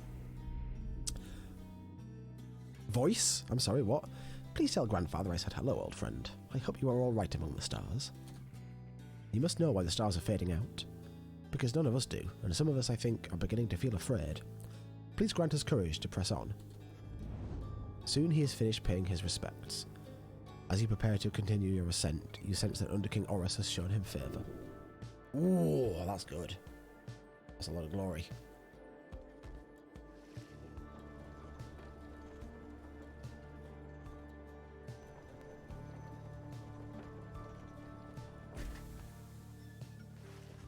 You and your fellow exiles gather at the foot of Scribe's Gate before an archway carved of stone, where stands the Gate Guardian. Greetings to you, Celeste. I see the exiles of the Nightwings have returned, even as the cycle of the rites begins drawing to a close. The Nightwings accept this as the will of the scribes. The Gate Guardian laughs at this softly for some reason. And you, Tariq, do you accept their will as well? But the lone minstrel does not answer her. It is no matter. Now, Nightwings, each of you come forth and state what it is that you seek whilst crossing Scribe's Gate. One by one, the Nightwings declare themselves. You all pass through as before. When Volfred takes his turn, Celeste stops him. You, I see you wear the raiments once again. Explain. The cycle of the rites is ending. While I do not know exactly why, I have my fears. One of my contemporaries, he who fell from the summit long ago, he lives and seeks his liberty again. He stands against us now, and believes his triumvirate to be the true Nightwings. I remember well the contemporary whom you mean. Then the Nightwings stand divided. Yes, and so I wear the raiments once again, in case that it may help to right this wrong. For I am Volfred Sandalwood, and I seek liberty for each of us, so that one day we all might stand shoulder to shoulder on the other side, and bring our freedom to the people there. She considers Volfred's words for a moment. I see, then move along. The guardian of Scribe's Gate regards you all, and then she beckons you onward. The 8 scribes bid the Nightwings welcome. Go forth with glory.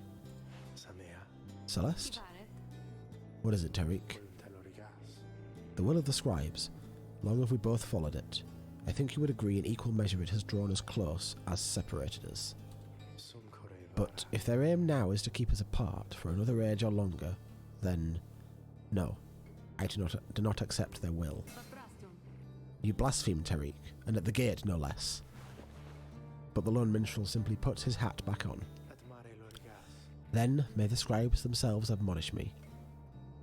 Until tomorrow night, Celeste.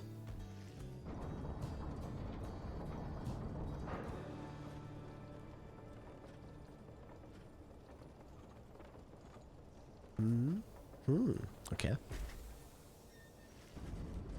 They're a curious pair. I'm not quite sure what's going on with them. Having reached the peak of Mount Elodiel again, you cannot help but reflect on whether one of your contemporaries may go free this night, or remain stranded in the downside as headwind did after last time. Thanks for the reminder.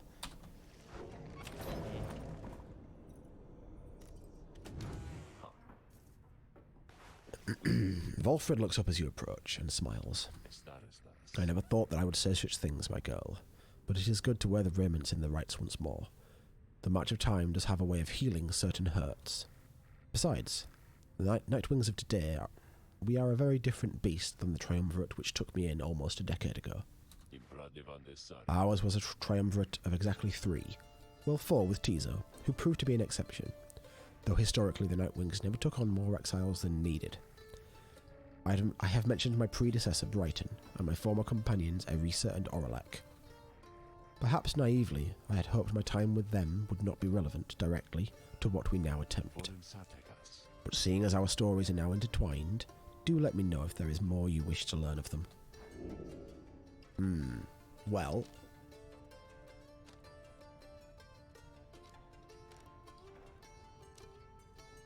Oh... Brighton got liberated? I think? Because what happened was Oralek was due to be liberated, but Erisa pushed him off the mountain and jumped in the stream herself. But she died from that, and they assumed that he was dead. Brighton, I think, was liberated before this. So I think the most relevant one is Oralek, because he's the one who's still around. Unless, twist. Maybe. You ask about what Oralek was like when he and Volfred first became acquainted. Volfred remains silent for some time. I was very, very sick, you know, when I first landed in the downside. The long trip down the river must have been a little much for me. It was Oralek who found me. He could not have known of my capacity to read before he revived me. He was a physician, intolerant of the sight of suffering, of any kind. Not just any physician, mind you, a gifted, highly decorated one. He served on the front. Back then, skirmishes erupted frequently, and those such as Oralek, they had to deal with many casualties on either side. In time, he said he grew repulsed by what he saw. This sowed in his heart a yearning for an end to all the bloodshed. So he tried to use his status to negotiate a treaty with the hiring remnants. It must have gone about how you'd expect. He was given direct orders to return to the front. But when he refused to soil his hands again, they cast him to the downside. Here, he gained notice of the Nightwings, and before long, he grew to be one of the finest rites conductors anyone had ever seen. He was fucking really hard. I'm scared to fight him again. He was instrumental in the liberation of his companions, whose roles in the triumvirate were later filled by Erisa and me. In time, Oralek's own opportunity for freedom had come up.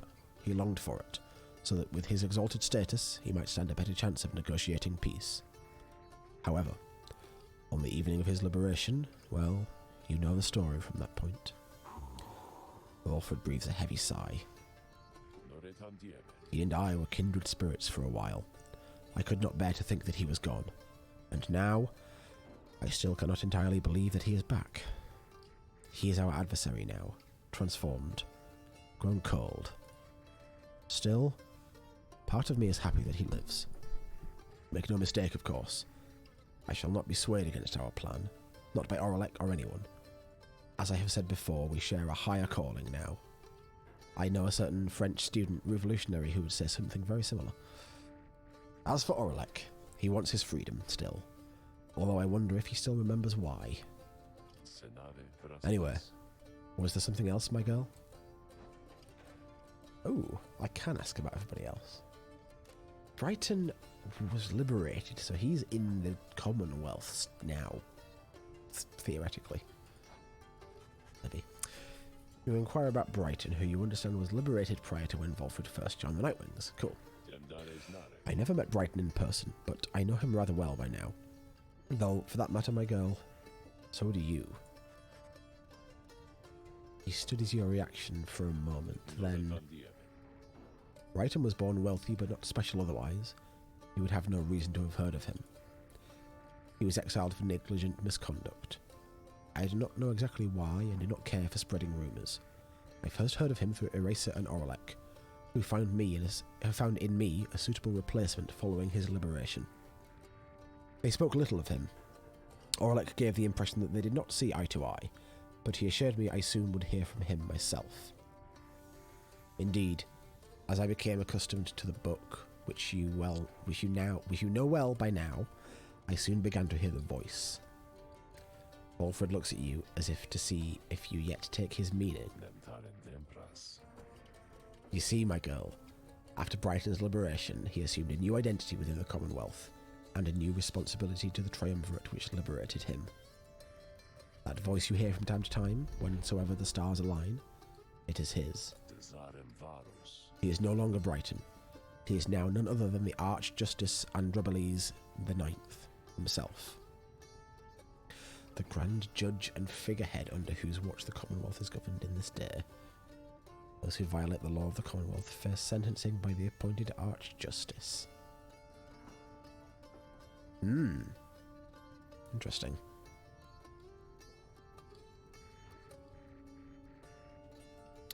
Liberated exiles retain certain burdens to their old triumvirates.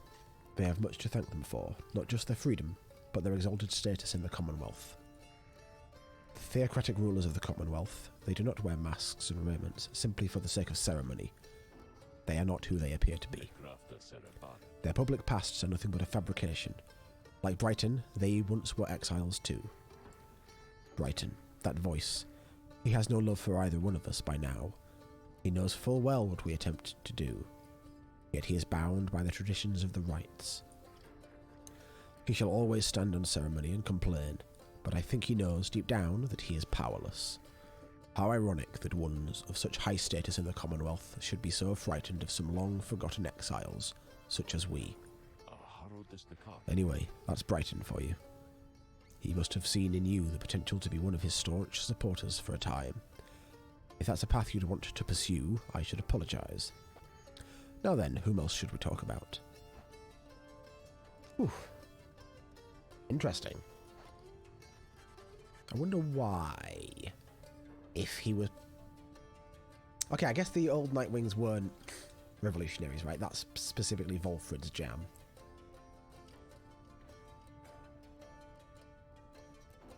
This is something that Volfred has started to plan, probably since Erisa's betrayal and Oralek's apparent death. I'm guessing. You ask about Erisa, whom you understand betrayed Oralek at the moment of his liberation, but then perished in the Shimmer Pool. I'm afraid you know the brunt of it, my girl, but I suppose you ought to know something of Erisa's past, lest you be quick to judge her solely by her actions. Mind you, I would never make excuses for the terrible choices she ultimately made, but her life, I understand, was very difficult. Erisa had been exiled for the foulest of acts. You could see it plainly branded on her face. Such was the heinousness of what she did in the eyes of the Commonwealth. She was an apprentice blacksmith in her youth, taking up the post left by her brother.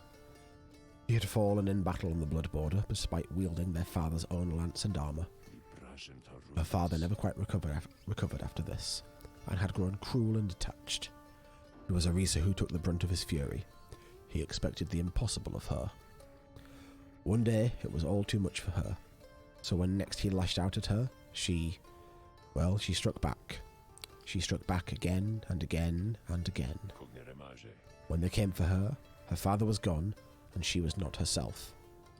She was promptly cast into the downside for the crime, while her hatred for the Commonwealth only grew. Erisa always was intense in her demeanour, haunted by her father's memory. More than that, her chief motive for wanting back her freedom was, in hindsight, not a healthy one. She longed to join our nation's enemies, to build for the Highwing remnants a great siege engine that could shatter the defences of the Commonwealth and forever end our feud. What she ultimately did to Oralek, it was an act of pure and thoughtless desperation. I do not think that it was simply evil, nor do I think that it was personal. I often wondered, though, if in her final moments in the Shimmer Pool, she understood what she had done and the depths to which she had fallen. For years, I must admit I hated her, but now my only hope is that she found a peace untenable during her relatively short life in the downside of the Commonwealth. Furthermore, I hope the life of Erisa offers some perspective yet to those of us who have not made the same mistakes. Now then, was there something else? Whew. You bid Volfred a good afternoon and leave him with his memories. My pleasure, reader. Reflecting on the past from time to time helps demonstrate how far we've come, yet how much farther we have yet to go. Whew. Bloody hell. It's not like a bad voice to do. I'm just basically like lowering my voice into my throat a little bit. But it's quite fatiguing for a long time.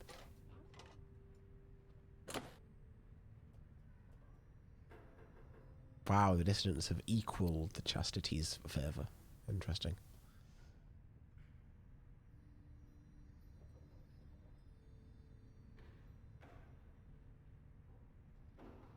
My record against the Nightwings, against the Essence, was 1 victory and 2 failures.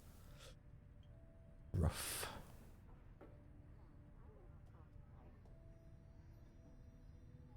We lost against a Withdrawn once. We won a 0 against everybody else. Beating the Fate 3 times, yeah. Doesn't show the true, the real Nightwings on here either, so I don't know what that means.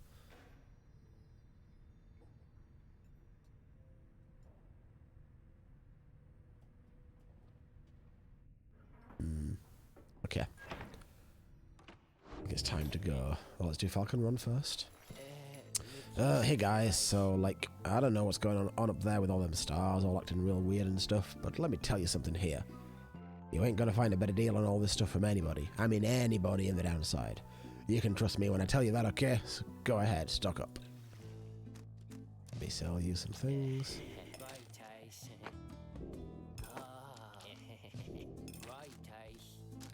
Right. Stardust, always good. I could get both of those. And that one. Do I have any talismans that I really want to upgrade still, though? Honestly.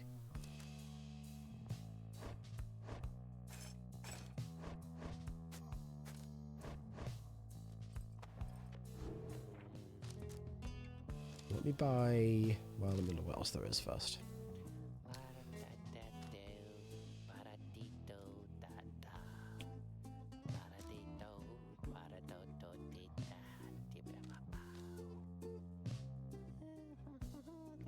That's good, but I can't afford it. Can't afford it if I sell that either. God damn it.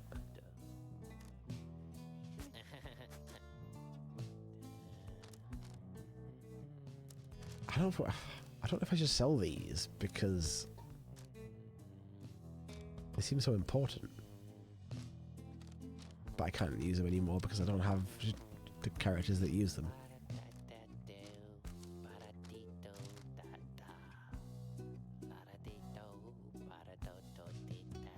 I mean, I guess in this instance, Egg or anyone else who knows the game, is it entirely safe to sell these? I'm not going to suddenly need them later on for something. So I am just worried that there's going to be a situation where I get to play with those characters again and use those talismans, potentially.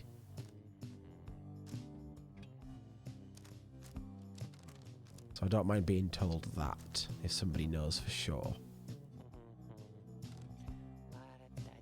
Right, these two are good.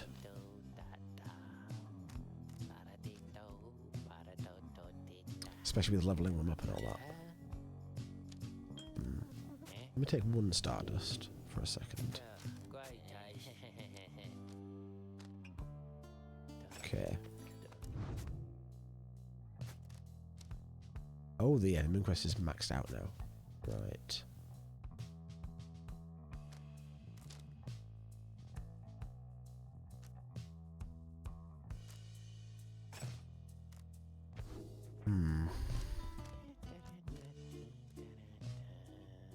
Ooh, permanently gain a buff. Oh, +1 hope. Not that great for 75 gold.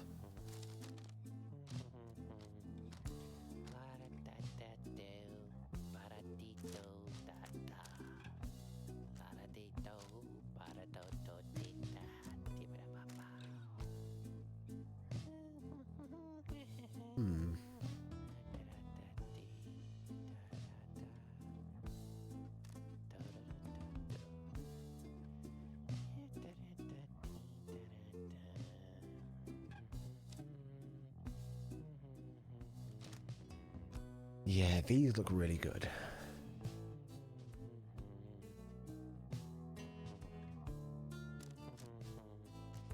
But I need to get 2 of them.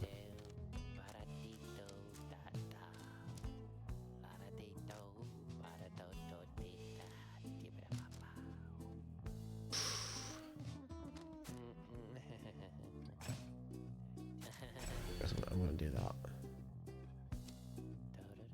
Wait, what?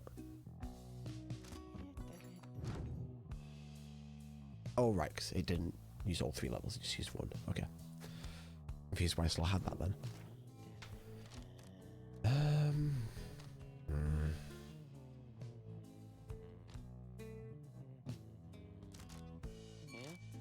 Look at this.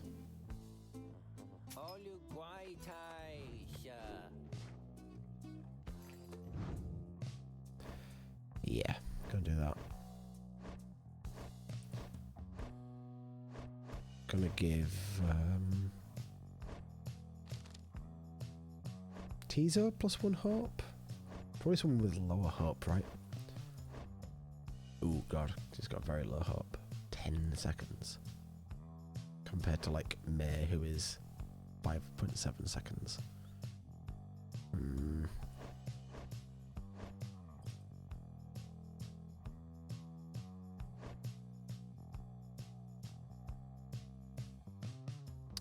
Yeah, 9 seconds is also pretty bad for Volfred.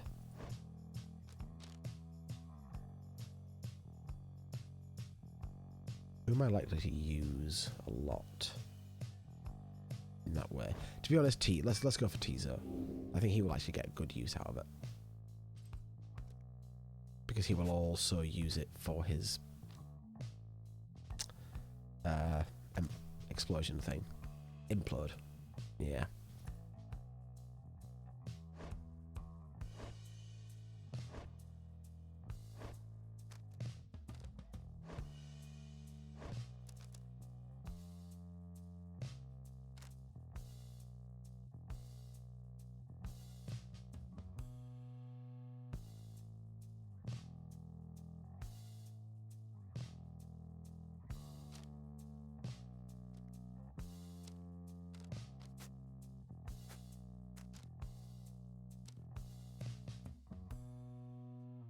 Right, so I'm definitely using headwind.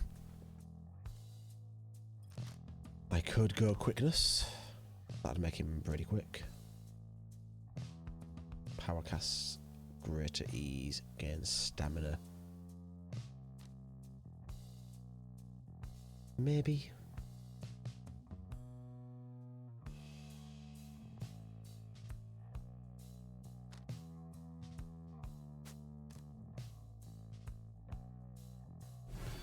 Let's try it. Teaser. Quickness. Pamitha. Tail plume thing. Right. I think that's my setup. That's how you get a repeat customer with their dad. You give them a deal. I've got a page from a book to read real quick. Let's do this. Downside climate. This definitely is a new page that we just got and it didn't flash up fancy, so actually let's go from like the page that was here before. That I think is also a new one. You cannot survive the downside if you cannot get around. Howlers shall descend on you, or tempests shall shear you to pieces. That is just the way of it. Travelling through the environs is no simple feat. Consider yourself blessed if you were born a cur. If not, however, you shall have to find a means to cross these lands without the benefit of 4 strong paws. Luce Glorian believes the untamed land can be traversed through means unnatural. I thought at first that he meant sorcery, but he suggests invention. He speculates that carriages could cross the land by harnessing its fury. A wild thought. In my case, my paws shall suffice. Downside climate. I know of no polite way to describe the climate here. It oppresses every living thing, except perhaps the native flora in a few specific areas. Once more, the recommended course is to keep moving. Moving keeps you warm when it is cold, or when it is very hot, you use what strength you can to move somewhere you can think and breathe. The weather in the downside seems intrinsic to the different regions, which my good friend Molten Malith shall describe. Shelter can be difficult to find, and you cannot stay in it for very long. Perhaps, however, shelter can accompany you, rather than constrain you. Okay. Right. I think we're ready. Yeah. Once more you have gained the fall of Soliam, where one among you may go free, but first you shall have to prevail against the dissidents in the Liberation Rite. Reader, your companions are gathered there under the fall. They shall be counting on you. Indeed, as the cycle of the rites turns ever faster, so too is our plan set in motion. My agents in the Commonwealth are beginning to cause a bit of a stir out there, and word has reached high places that the rites are ending. This is our chance, though let us not despair should victory elude us here. We shall make the most of whatever the scribes may have in store for us. That is to say, good luck, my girl. It's time. Ah. The pressure. The immense pressure.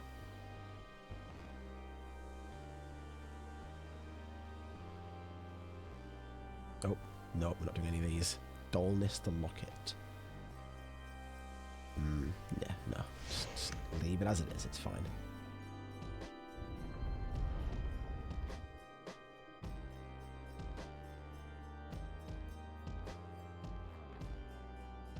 Right. Oh, no.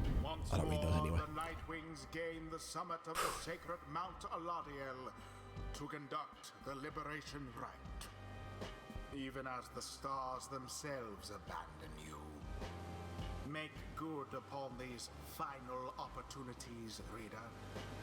This glorious age-old tradition coming to an end upon your watch. I trust the dissidents, your adversaries, shall not throw away this chance. Choose now who may go free, should they unfortunately fail. Right. The pyres burn, and each of the triumvirates is present and prepared. I concur. The pyres burn, and each of the triumvirates is present and prepared. Then, anointed one of the dissidents, come forth now and declare yourself, and pay any respects you have unto your adversaries, the Nightwings. Barker bursts out from some hidden corner, laughing as he paws at his mask. A real pleasure to be here, mates. Truly. Barker Ashpaws. Call me Barker, though, alright? By the by, it was a real pisser getting here, you know. Begging your pardon, Barker Ashpaws? You thusly speak upon the summit of the sacred mountain. Oh my, so terribly sorry to offend you there, lassie. I forgot we've got the stars above up there to make me watch some language. Now let's get one thing straight, lassie. I don't give a bother for your sacred mountain, so you take it and you shove it. Me and my pack, we're just here for the laughs, you got that? The other side ain't any better than this one. We ain't interested in your freedom. But just the same, we're gonna get it. Take it from those wee little babies there, so antsy for it. Hear that, you Nightwings? You better put up a good fight here, or I ain't gonna be happy, you understand? And he shoves his mask back on. Right, come on then, let's hurry up and get this damn thing started. Right, Nightwings, your decision. On whose behalf you shall conduct the liberation rite. Reader, I would ask you to choose wisely, but I am sure you know no other way. And you, prepare your song, Tariq. Of course, thought the last. Whom do you intend to liberate? Come on, Hedwyn. We can do it this time. Another chance at freedom. Who shall strive for him?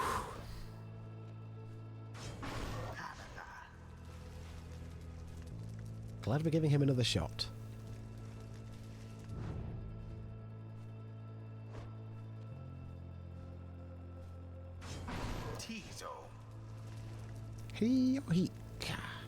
Tizo is determined to help Hedwyn prevail this time. Oh, the text is like specific to the fact that we've had not only a failed liberation rite, but his failed liberation rite in the past. Alright then, mates, no more waiting, no more holding back, and let's rip him to shreds. Let's go, let's go, let's go.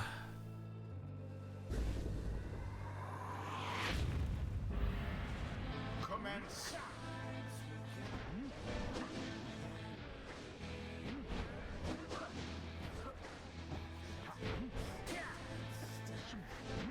Ooh, you bugger.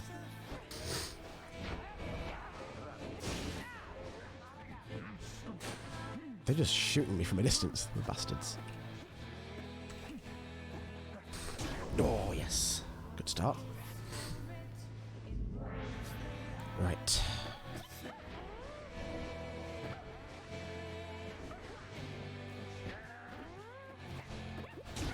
Nice, teaser. Go on. Go on, son.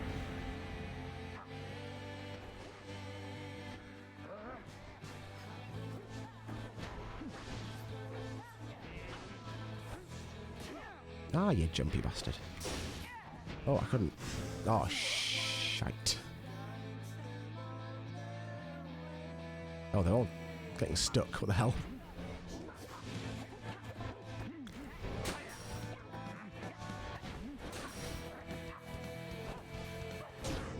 What? Did I push him into the pyre? God damn it. Unbelievable. What in the... Alright, mate, someone's got right funny with that orb, as I can tell. Better laugh it up while we still can, eh? Indeed, something strange seems to have happened to the celestial orb. It shudders now as though possessed of the same chaotic powers as your adversaries. The fuck does that mean? Is it gonna, like, move around randomly?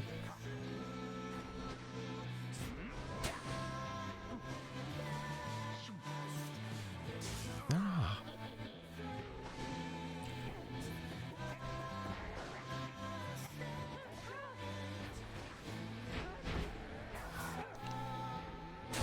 What's it doing? What the hell is it doing?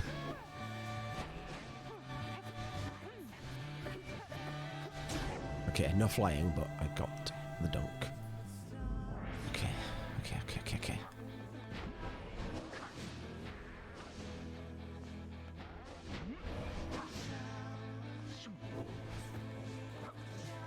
No, God, nowhere. Ah! I'm trying to fly. Oh, with the bloody buttons. I keep pressing the wrong button. Oh, God. Ah, why did he come back there? Oh, come on. Let's not doing this now. There's so much shooting happening here that is not.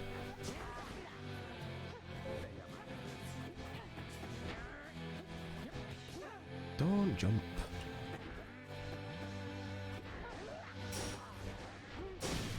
Oh, come on.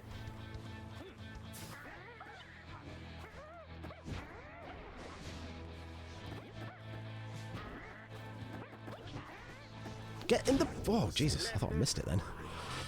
Just circling the pyre for a second. Right, let's go. Can I... I don't know how to power cast with Headwind. I keep missing it.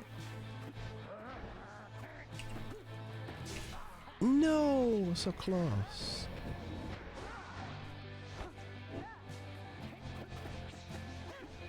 Ah, what the hell? There's like a wall there. I couldn't... Oh, God, I couldn't get around it. A shameful outcome. Oh, Jesus. Shame. Sods.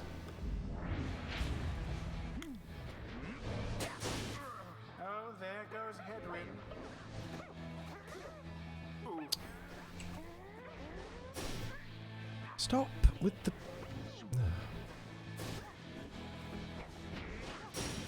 Why?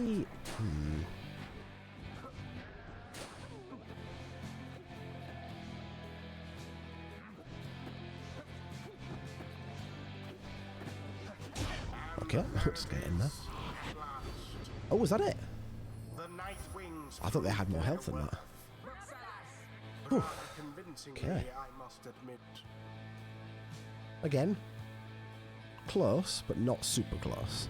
Thus ends the liberation rite. Oh, Headwind! Ah, my boy! The scribes have chosen. Oh no! The exile Oh no, Headwind! Night Wings shall be free. Absolved of all misdeeds. Return to glory in the Commonwealth. His adversary and all others shall remain to carry out their rightful sentences.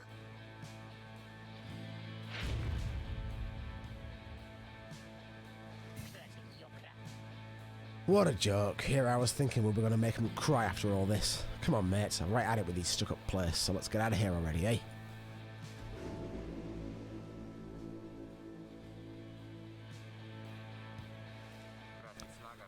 We did it. Then I guess that means I have to go. I broke my vow to her that we would all go free together. Rita, my friend, why would you do this? Will you ever forgive me? Ikani, wait for me. Wait for me. He remained silent for a moment longer, then... Listen to me, all of you. I will not forget this. If there's anything at all that I can do back on the other side to help the rest of you, then I am going to find it, and I'm going to do it. And at the very least, I will do everything I can to make sure that by the time more of you come join me back at home, that it'll be a better place for all of us. Look, I don't have long now, so just thank you, all of you. I won't forget this.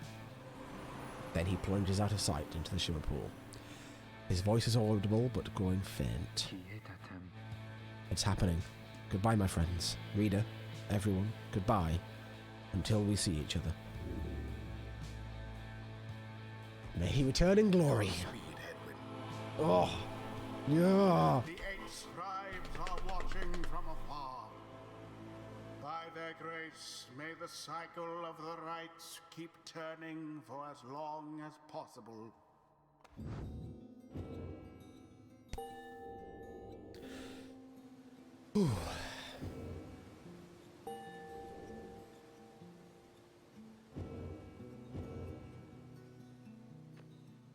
May the scribes have mercy on us all.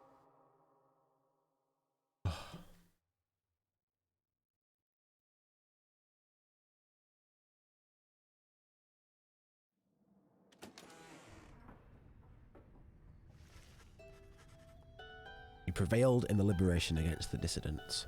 Already does the Black Wagon feel quieter than usual without Headwin, who returned to the Commonwealth. You overhear some of your companions reflecting on this. He's gone, just as I was getting to like him. Kree kraha. Teaser was trying to console Pamitha with an imp soothing song. You wonder who, if anyone, among you shall be the next to go. We have but a few such liberation rights remaining. Exactly how many I do not wish to speculate about as yet, until such time as we can say better for certain. Under no circumstances would I suggest this is ideal. However, it is opportunity enough that our plan may as yet succeed. Ooh, plan? 62%? Good stuff. Although, all of these setbacks, I fear. Alfred trails off and falls silent. Some of the others exchange looks. They are beginning to understand. With the rites soon ending, everything which Volfred has sought, both on his own for many years and now with all of you, all of it may have been in vain. The hush spreads to the others. But not to you.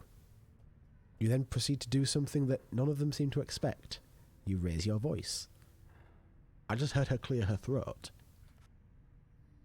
Each of your fellow exiles turns to you, their expressions asking you a question with no easy answer. What are we going to do? As you meet Pamitha's gaze, the words for the occasion begin to crystallize in your mind. You are searching for the right words, as all your fellow exiles are looking to you now. You tell them they have stood together time after time throughout this quest, and are now poised to seize upon a glorious opportunity.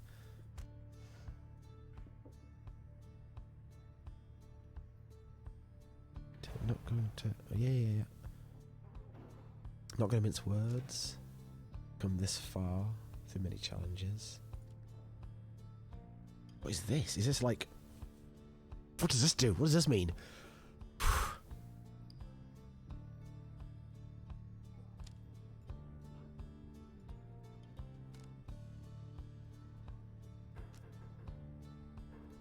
So, stood together for a glorious opportunity. Not going to mince words because you know each other well. Struggled to come this far through many challenges.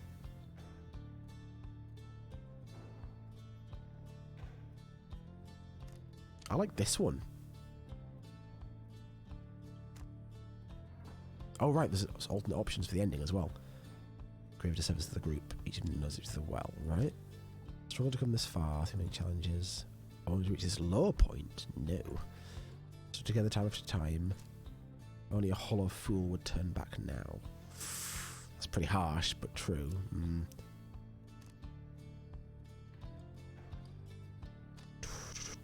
I like this one. No, I do like this one. Oh, God.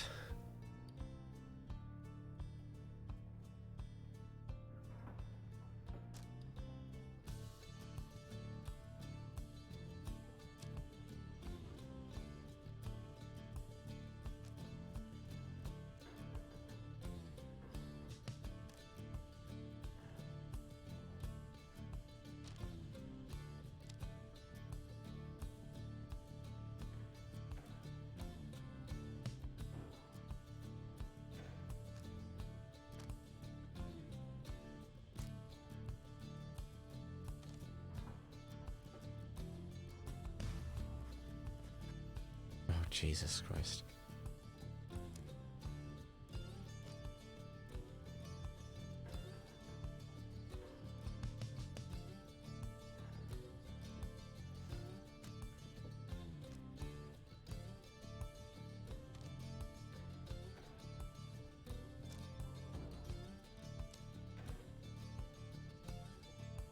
I like this one.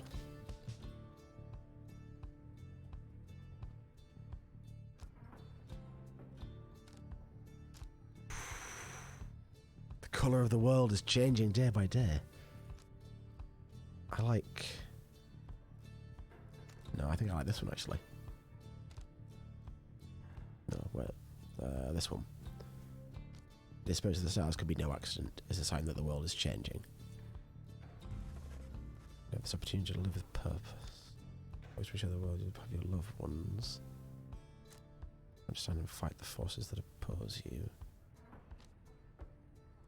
Yeah, you all stand poised to ensure the world you leave behind for your loved ones, for each other, for your own sake, for your people, for each other. I like for each other.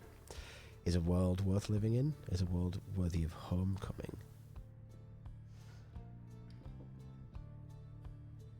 Yeah. You can't see the merit in this quest.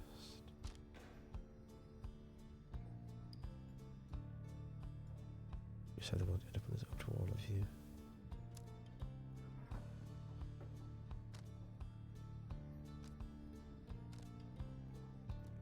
Can't see the merit in this quest. Believe any of this, then believe in each other. The trust what your heart is telling you. Plan may achieve, trust it may prevail together. If you can believe any of this, then believe above all in each other. Trust that you may yet prevail together. Let us stand together now and always. Mere distance cannot separate our spirits. The stars have not vanished, they have joined us. What does that mean? Let us bring about the harmony envisioned by the 8 scribes. Commonwealth need us as we need one another. I like that one. People of the Commonwealth need us. After a brief period of reflection, you share one last sentiment with the group. The people of the Commonwealth need us as we need one another. Then you join the others in silence. Thus do you remain together with your thoughts. No one speaks for a time, but then...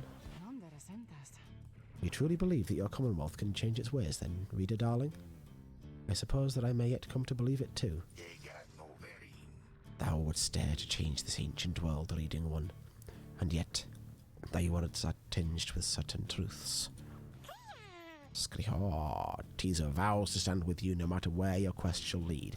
Tizo's got my back. Tizo's a bro. May long the stars remain a light for you, reader madam. He had a smile on his face then, Tariq did.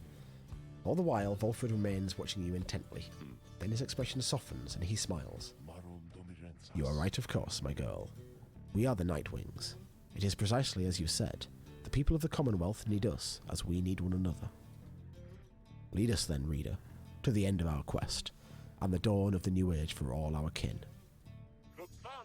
Everyone, for the Nightwings. Everyone responds in kind. They stand with you no matter what. They await the outcome of your vision of the stars, which burn with renewed fury, because now the last rites beckon. +1 hope permanently. Very nice. The last rites beckon? Do you mean the last round of rites? The stars above now burn with what appears to be a desperate fury, many more of them than usual. Look upon them all. Jesus, is it just a choice of everybody? Except for the essence.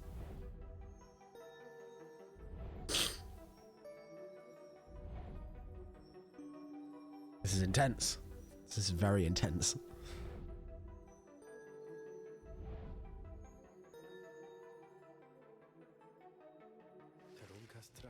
The stars of the 8 scribes, they shine together now as one. The lone minstrel draws breath as though surprised by what he sees. He backs away and averts his eyes. This is another sign the rites are soon to cease. Few chances yet remain to confront the adversaries you have met during your journey. Fucking what is happening? Okay, the Chastity are up there.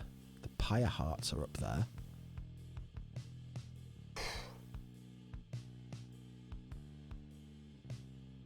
Right, Stillness Liberation 2. Oh, God. I love Dolber. He's so sweet. I don't know what to do about him. I kind of want to let him through, but I like this more. I think fucking upend the system is a better goal than save an old lovely dog friend. So I think I can beat the Chastity fine. The Fate, the Accusers seem fine. The Pyre Hearts are a little bit more tricky because they're fast. And the fight I had against them before was like, it was a bit goofy. There was a thing at the end where they all just squabbled and I just got to run the orb in to their pyre. So I don't know what this right will be like if I face them in this harder version. So I kind of want to let the Chastity be at the top if possible.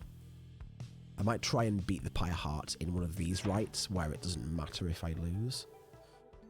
Oof. Where I want to go. You're full of takeout. Oh. Do tell me what kind of takeout it is, so that I may be incredibly jealous of you. We've just had a very passionate speech or I had to choose a lot of words delivered to my entire group. And now we have all of the stars burning, except perhaps the one that would have been the essence. I guess there's one that isn't burning. Jumware is where the pyre hearts are. Right.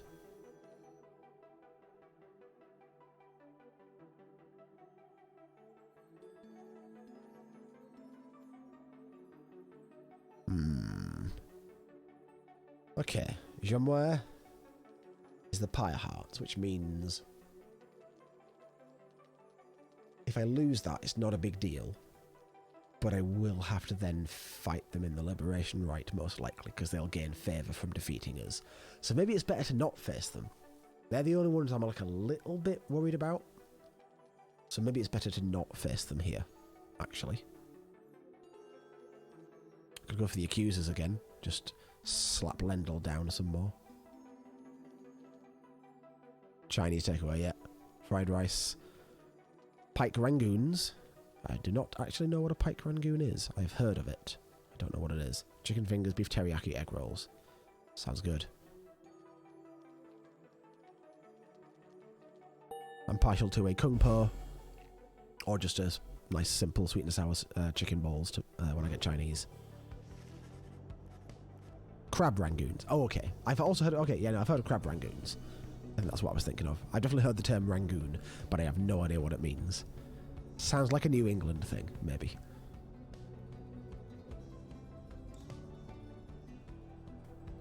The stars revealed to you a path towards the pit of Melith, where the rite shall soon continue. Come morning, your travels shall continue. For now, everyone needs rest. Also, there was no gap here. We didn't go and rest at the Moonlight Alcove. It was just like, right, on with it. Okay. Following Hedwyn's liberation, you find Volfrid smoking at his pipe, his eyes averted. He looks up and smiles as you approach. Hello, my girl. Excellent work back there. Thank you for your perseverance. Though I was just reflecting on how very fortunate I've been in all of this. Not just me, but really all of us who had a chance to stand with Hedwyn here. Ours is admittedly a somewhat desperate plan. It was vital to me, should the Nightwings rise again, that it be under proper care and guidance. I was just thinking how well Hedwyn served in that capacity. Whatever is to be the outcome of all this, no doubt his presence shall be missed. My agents and I, we were unsure of him at first. A common boy like that, completely unacquainted with the rites. But in the end, I felt that he was worth a shot. Someone like him, sincere, determined, with loyal friends, and desperate to get home. Those qualities spoke volumes. Then he falls silent for a time. That's not his voice, that's me speaking. Cream cheese, chives, and CND crab stick. Yeah, just like seafood sticks. In a fried wonton wrapper. Cream cheese chives sounds good, yeah. No, I don't think I have had like crab sticks much. I'm sure I've had them in something, but when I'm on my phone, I will splash typos in liberally. I tend to try and go back and correct them, but I often miss a few. He falls silent for a time. I have every faith that he shall strive on our behalf, now in the Commonwealth, and it is my hope that he yet finds the one he sought. You and Volfrid speak little more of Hedwyn for now. You are left wondering what shall become of him in the Commonwealth. Greasy takeout hands, yeah. We had like just a bunch of freezer food yesterday for dinner. It was like cheese, like battered cheese balls, not Swiss rolls, fucking spring rolls, and mozzarella sticks and pigs in blankets. Just a little plate of stuff. All right, we've got a page on the dissidents now. I myself, Haub, did form the dissidents under the simple tenet. Those who do not belong, belong. The other scribes, some of them showed, at first, reluctance to allow an imp, and one accursed, to designate one of the 9 triumvirates, but Myr the Horned One, stubborn as he was, stood by my side. In time they came to understand, for I remained as ever at their side, a living bit of proof of their absurdity. The dissidents are an extension of my oddity. Those who do not adhere, They are not to be discarded, underestimated, or dismissed. They are as necessary as are those against whom they rebel. Nice philosophy.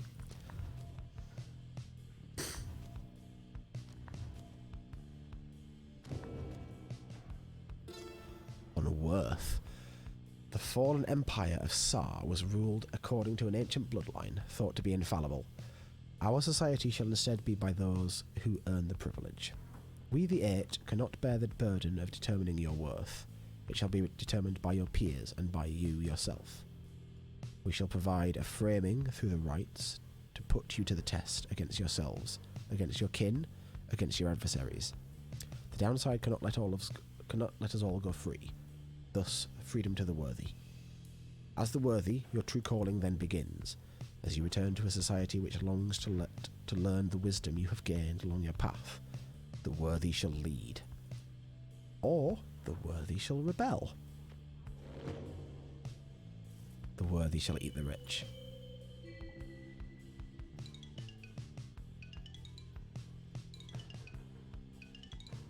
More berries, more mushrooms. Lovely.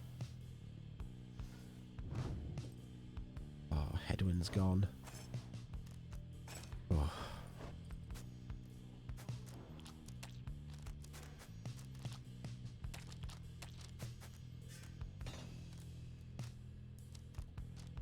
Right. Okay, I guess I'm moving this down here, right?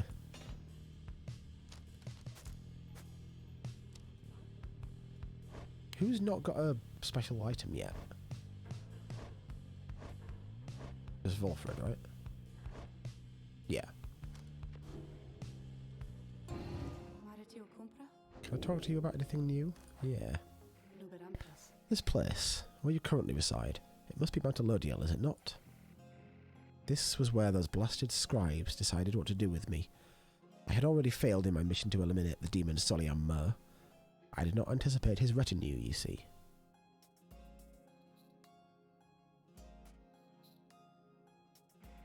They took me and some of my Beyonders alive, although do not expect to see account of that in their good book. Whether it was for mercy or for spite, I never became certain. They probably presumed that my expulsion for eternity would eventually have taught me some respect for them, but no, not yet. Not yet.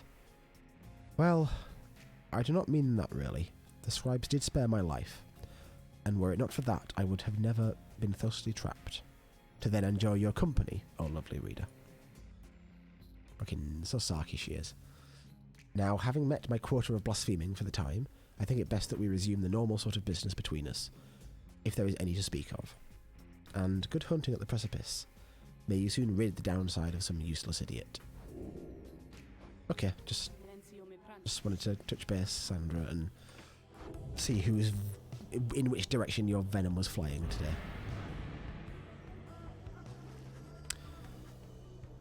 There is no time to return to Moonlight Alcove as before, as the stars already urged you on. Everyone is ready to make haste for the pit of Malith.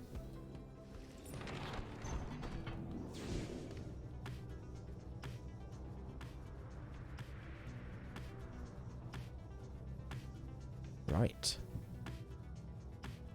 Whew. Oh, what's this? Oh, Moonlight Alcove that I can't go to. Volfred approaches as you fly above his hidden lair at the Moonlight Alcove. You cannot help but wonder if you shall ever return there. Our dear Alcove. I've asked my agents to break down the place. It soon shall be gone, if it isn't already. We shall not be returning. We've not the time to do so anywhere, and with Oralek back among the living now, and no longer fond of me, I dare not think what he would do with it. Unfortunately, hiding places are of little value once they're found. Once all of this is over, those of us who do not manage to return, we shall have to find another place to live. To try to live, at least. Harsh.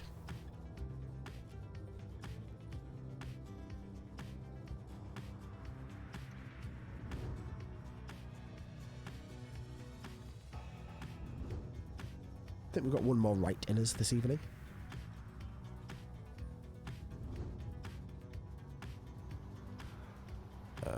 Against the accusers, wasn't it? Oh, hello. Is that the Fate? That's the Pyre Hearts. What are you guys up to? Okay. Nothing Nothing doing, no interaction with them. I feel so bad when I bumped into the Fates. And Dolbert was just like, oh, I'm sure we can fix all of these priceless artifacts that have just fallen off this shelf here. It's like, okay, thanks. Oh no, it's flagging hands. Why did I choose this one? Oh god. This will be the faster route, leaving you time for your vocations. Something of value? May express interest. Fastest route. I'd like to search for items again. That seemed pretty good. Let's go for this one. I hate to not go with May's option, but this was pretty valuable last time. You arrive again in the gloomy hollows of flagging hands, already anticipating the sinking feeling that comes with the place. And this time Bertrude has something to say for it. We shall show ye how to withstand the less pleasant qualities of this locale. She reveals various salves and minor enchantments that help to counteract the spirit-draining effects of the region. Soon everyone is feeling better, if but for the assurances. Oh, nice. Thank you, Bertrude. So kind. A foreboding feeling stuck with you since your arrival in the gloomy hollows of Coldmoat. Some of it spread to others in the group. Tomorrow was another day, but for the time we'll have to ride this out. I don't think I feel good about this place, at least today I don't. You decide to focus on pursuing your vocations until the Black Wagon is ready to move out.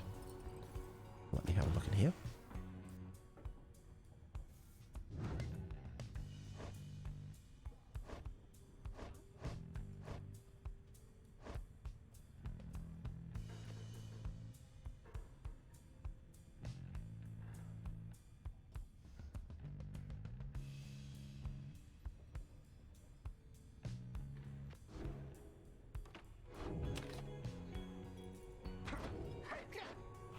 I was muted.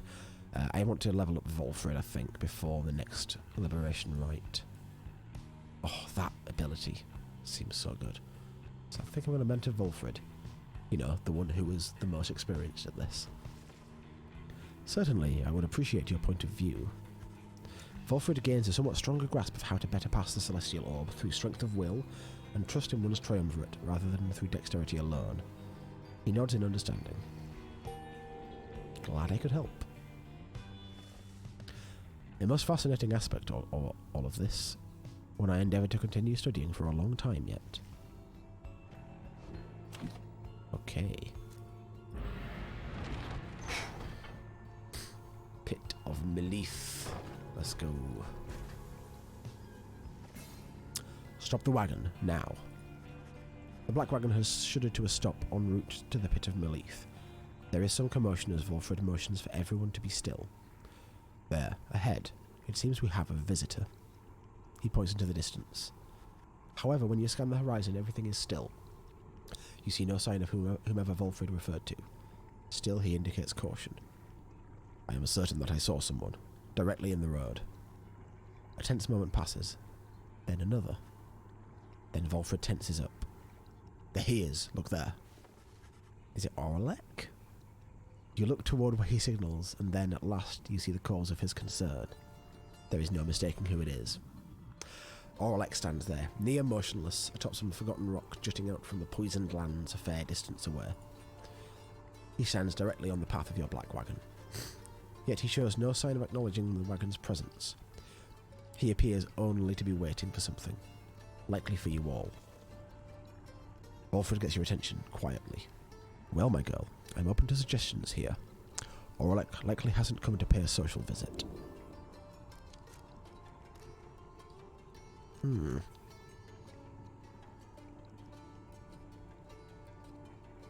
He can be made to move is an interesting turn of phrase. Orlek got to be avoided. I want to talk to him. I want to get through to his gentle emo teen interior past his angsty emo teen exterior. There has to be a way to reason with Orlek and bridge differences between him and his former triumvirate. Perhaps he has come to negotiate. I am uncertain Orlek is willing to be reasonable at this point, after everything he has been through, though I am hopeful you are right. You give a signal for the driver to start the wagon and head towards him.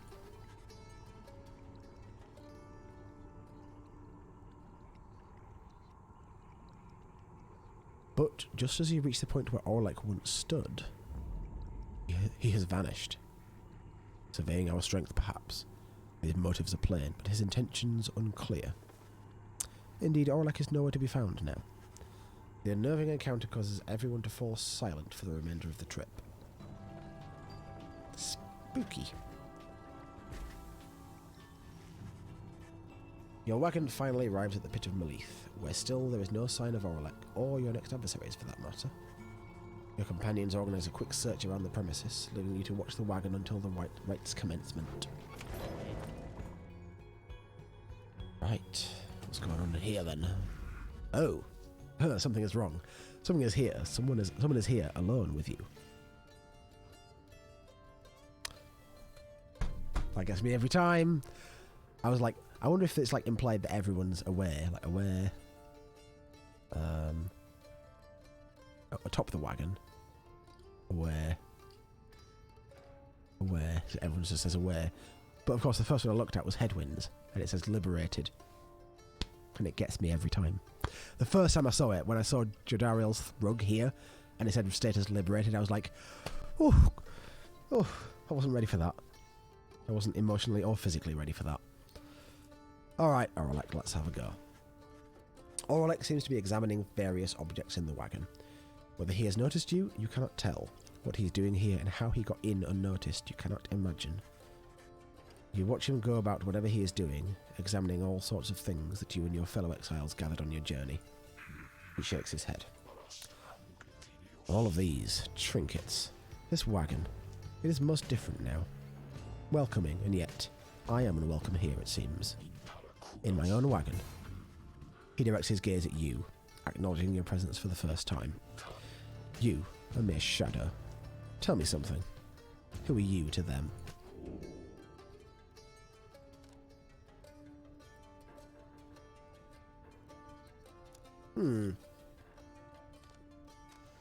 My name is no one.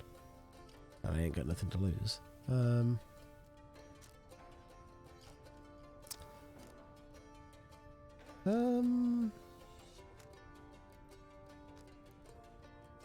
Yeah.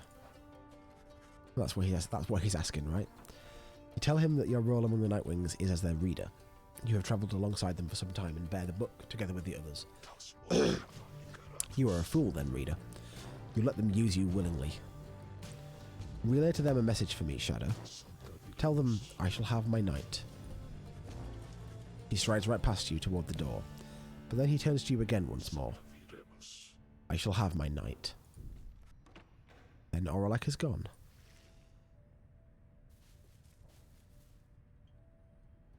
Okay. Why is this door closed, by the way? Why?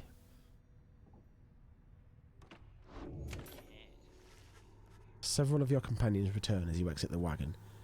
You explain what happened. However, none of them saw Orlek. I believe you, my girl. Orlek, he is unwell. It is good you did not come to harm. Now let's make sure the same can be said of the wagon. You and the others conduct an exhaustive search in and around the Black Wagon for any signs of objects missing or tampered with, as well as signs of damage or foul play. The search yields nothing.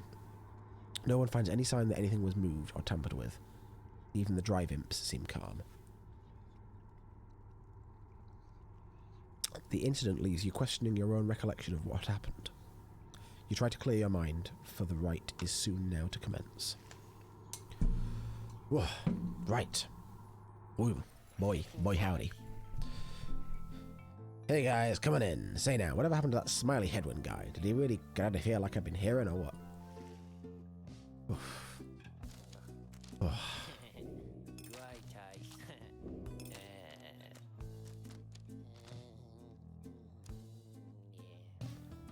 While the bearer's chamber is banished upstairs. Get some stardust, but is there anything good to do with it, really? Doesn't seem like it left. Like, most of what I got is full.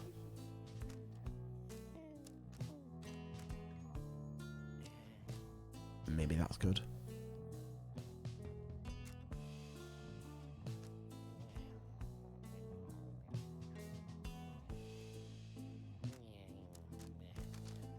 Haub's wing is kind of good. I just like Tizo for other reasons than that. He's not really a movement guy for me, he's more about his explosion. But his flying is good.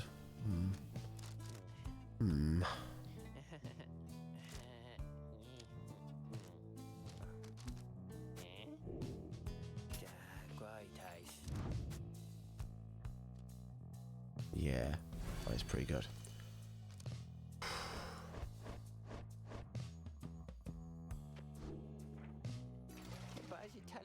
See you guys again sometime soon, maybe? Okay? Because I gotta say, you are my favourite customers I had all week. Right. I think it's time. As the sky above the pit of Melith darkens, your companions watch in silence and await the commencing of the rites. May speaks up after a time. There they are, the 8 scribes among the stars. Now everything is ready, and the stars begin to shine once more, precisely as foretold.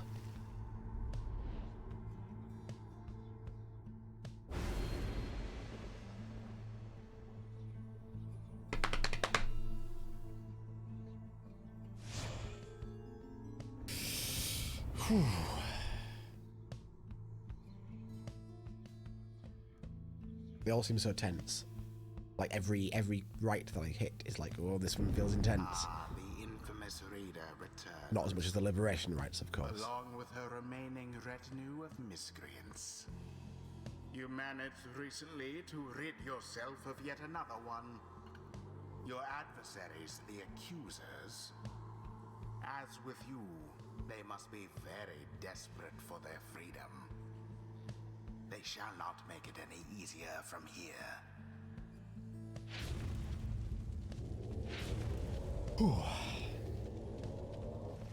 Right.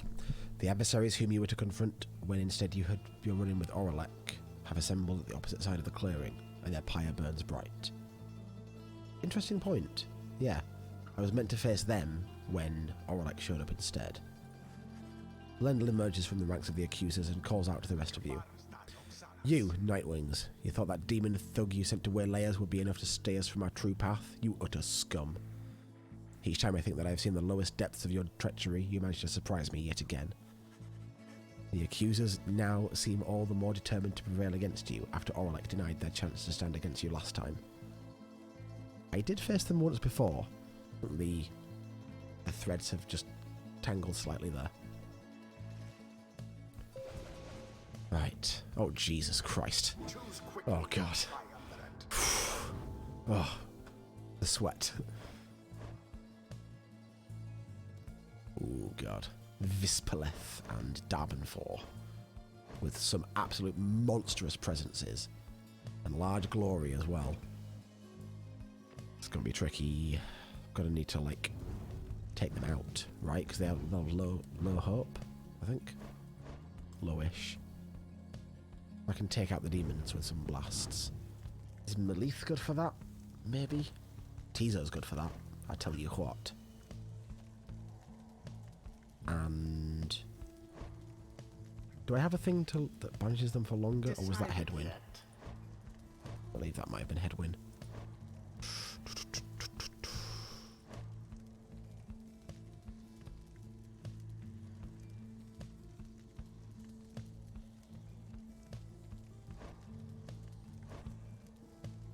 I'm going to lead with Tizo.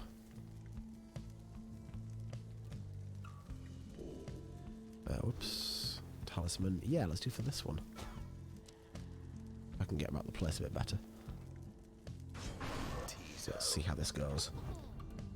Volfred. I think he needs to be one of them.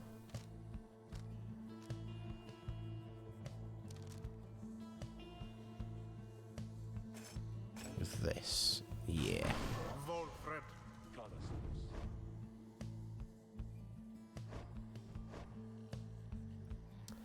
Try Sir Gilman. Bertrude seems more my speed though. This, oh right, this one is fucking very good. Alright, let's go for Bertrude. We've got a slow team now.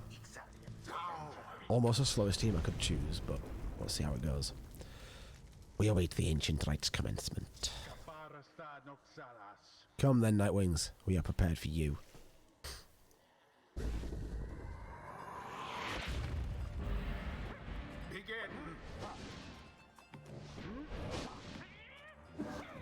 Oh, he can throw far. Welp.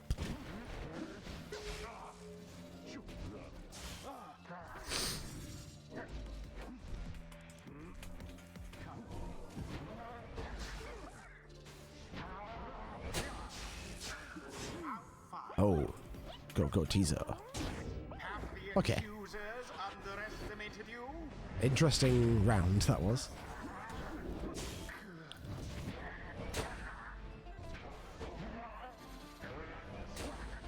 Didn't see it coming.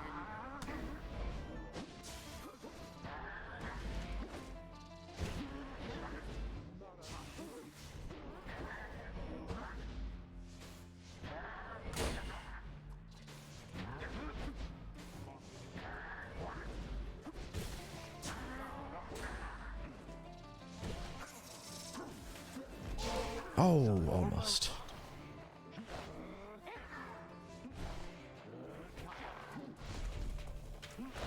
Oh, shit. Oh, he doesn't dash, he blinks, does he? God damn it. This is a bad first team to face. Hold still, you misbegotten little pox. We are not finished with you yet. No. Teaser utters at Lendl a slew of absolute worst imp profanity. Your curses cannot possibly affect me further, you foul spawn, for you have taken everything from me already.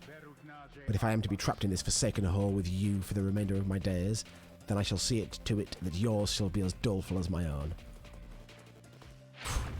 Strong words. Certainly enjoys a rousing speech. Jesus. Though talk means nothing in the rights. Why can't I do this? What the shit?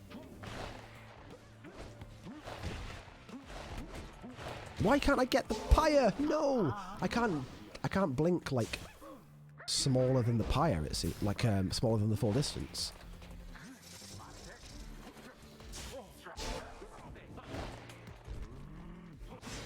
Oh shit. This is bad. Go on, teaser. No, what? How was I not behind the rock there? Seriously. Unfortunate. Balls. Balls to it, I say. Oh, the dash. I always forget that the dash is so big.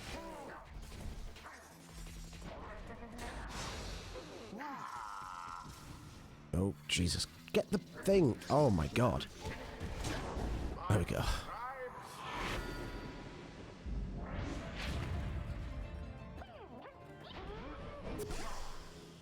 Oh, that was questionable.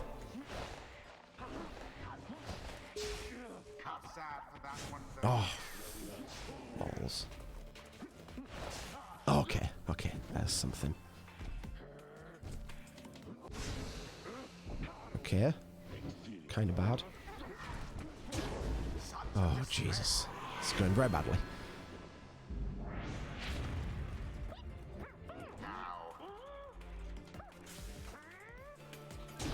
Okay, go on, teaser.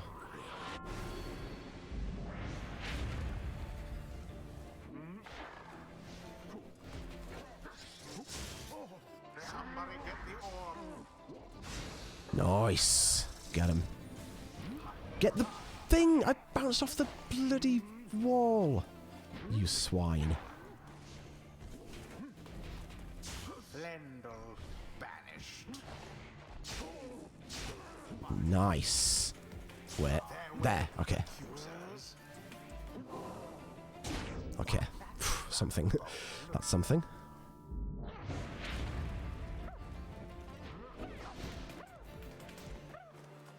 What am I gonna do? Oh, I always miss the dash there.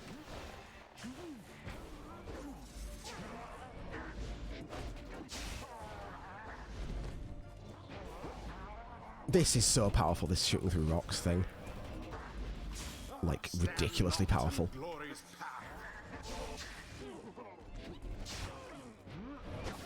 Oh, no! Almost had him.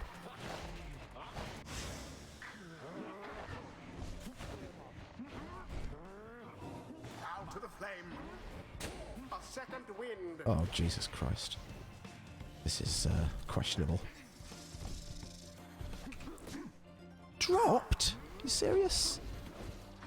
There we go. Oh, Right, we're getting there. Oh, Jesus. No. Oh, this is very bad. Christ. Just wait. Get to this. Oh, Jesus. No! How?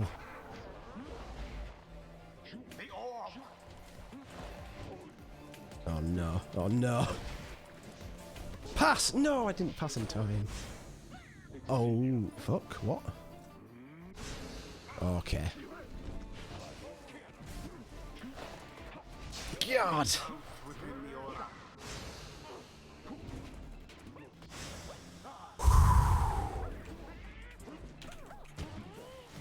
God.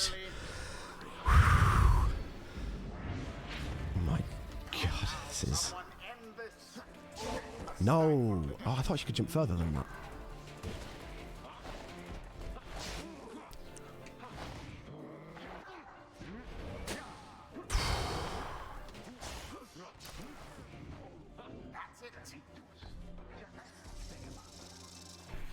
No! Oh, I was trying to jump and I run out of energy right as I go for the jump. It's infuriating. Aura, please, get.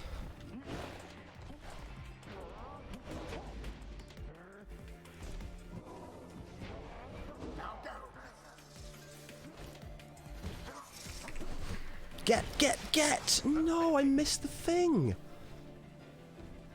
Seriously. A blessing keeps the pyre burning. I don't know how I missed the pyre right there. Oh, wait, wasn't it? I thought that was it. Burns no more brightly than the other. There goes old Bertram. Oh my God. It's disastrous.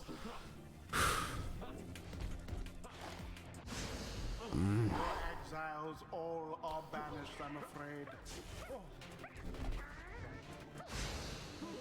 Right, okay.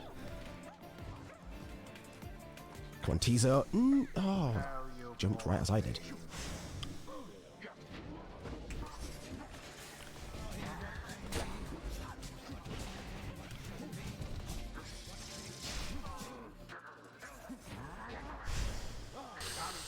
For all.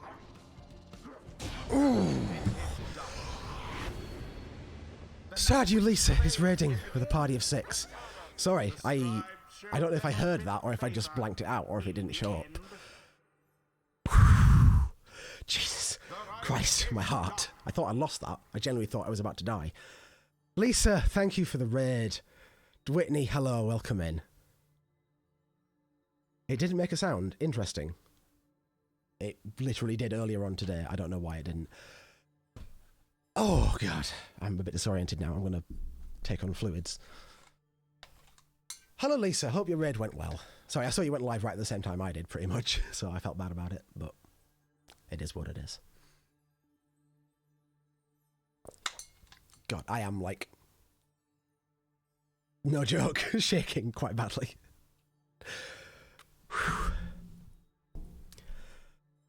I got tipsy on mead and edited. Sounds good. Sounds like a good time. Oh, let me do the thing. That was so close. I for some reason I thought I had like 17 left or something, or 27 left, and the demons do like 36 damage. So when they got that last douse, I was sure I'd lost. I was like, oh well, that's it. And then the round started again, and I was like, oh God. Blast. That a decorated constable of the Commonwealth should end up having to consort with fools as these, in these accursed robes and miserable circumstances. Those damned scribes certainly exist, for it is clear they have no love for me or anyone of decent birth and station. Grahaha! Tizo hopes that Lentil trips upon his raiments in the dark. That's a curse for the ages. I hope you trip upon your raiments in the dark. Yeah, don't worry about plot spoilers. Oh, no, well, no, do worry about plot spoilers. You are right to worry about plot spoilers, and I appreciate that you might want to play this at some point. And you'd enjoy it, I think. It's very character-driven and story-driven. You wouldn't survive this game. Do you mean, like, you, as a real person in the setting of the game, wouldn't survive? Or you just wouldn't be able to play it? It's very good, yeah, it's very, very good. And I'm playing it on the harder difficulty. And, whoa, it's a bit touch and go at times. On the normal difficulty, I found it kind of trivially easy. The first kind of round, the first, like, whatever it is, 6 rights that you do, or 7 rights. There is also an easier difficulty. So if it looks hard, it's because I'm playing it on hard. If you want to play it, you can go on normal or easy. Easy, I can't imagine that easy is going to challenge anyone. I think easy is if you want to be able to win and not worry about the rights so much. But you still want to enjoy the game and the story. And because all the story and character stuff will still be there. Normal is a decent level, I think. I quite like normal as a level, but when I started playing it, you know, I'm a gamer. I confess I'm a gamer. I'm quite good at games. I tend to be able to, you know, learn them pretty quickly and get the hang of them pretty well. And it became very, very easy after a couple of attempts. Like God mode in Hades. All right, so there's a mode in Hades where you can just kind of like make your way through without too much challenge. Yeah, I mean, yeah, I would always say start on normal for this, because normal was very easy for me, I felt. Not very easy. Some of them were a bit tricky, but it didn't feel like I was going to lose at any point. So start on normal. Maybe don't move up to hard. It's really hard. I've lost several rights, including one very important one. So if you don't want to lose... The other thing is that losing doesn't actually stop you from progressing. It just changes the story. So you don't need to try the same one over and over again, or like change the difficulty if you can't beat a certain fight, a certain right. Because when you lose, it progresses the story. It just changes what happens. Sometimes in terrible ways, but that's part of the story. An interesting story has downs as well as lows as well as highs. There we go. You've not tried it on hard. It's pretty hard. Like I played in my first stream, I did a bunch of, or first 2 streams, I think I did it in normal, and someone came in from the Pyre community. I guess it has like a competitive, like versus mode community who do sort of tournaments and stuff, which seems pretty cool. Which I'm interested in trying out once I finish the game, or at least watching some of it. And he recommended to me that I probably could do with playing it on hard mode. So I tried it, and it was fine. The first 2 rights I did were fine. And then I think I did a liberation right, and it was fine. And then I lost 2 in a row. But then I won the liberation right. No, what it was, I lost 2 in a row, and then I won the liberation right.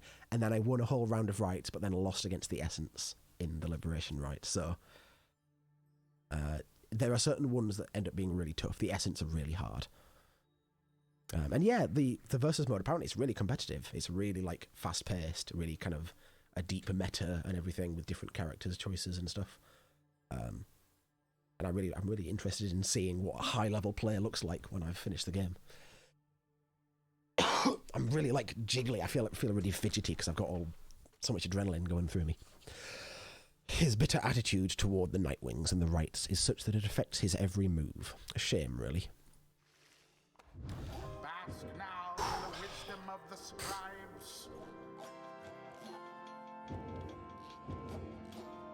Level 3, hooray.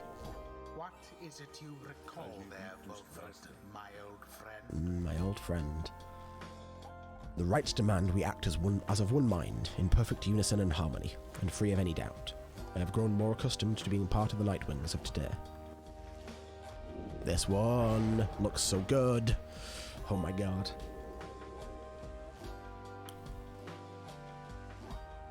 Until the next right. My leg's shaking. If there even is to Resting be my a leg on my round. cushion, and it's just like... Ugh. Could have another square of chocolate just to calm my nerves. That's what chocolate does, right?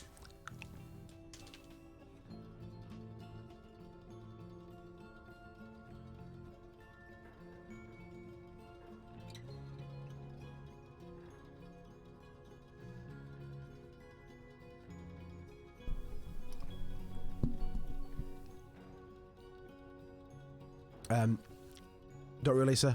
I enjoy your lie down and your nap. It is midnight, to be fair. Go have a nap and drink water. Yes, hydrate. I've got plenty of points on your channel. Like I could redeem many hydrates. So make sure you do those. Back at the Black Wagon, you find the lone minstrel examining your fellow exiles after they overcame the accusers, despite their best attempts to stop you. It is plain to you that none of them look well. The lone minstrel notices you there and turns to you. Reader, the faster turning of the cycle of the rites has put a strain on everyone. We have multiple cases of banishment sickness this time. It is fortunate that your other companions are available to conduct the coming rite, because I fear that this group here requires rest. Ooh, that's a problem. You bid Tizo a swift recovery, and he nods weakly in response. You exchange a look with Bertrude, who seems exhausted after the last rite. As for Volfrid, it's clear to you that he wishes to be left alone right now. You leave the lone minstrel to look after them, and turn your attention to the stars that remain shining in the dark outside.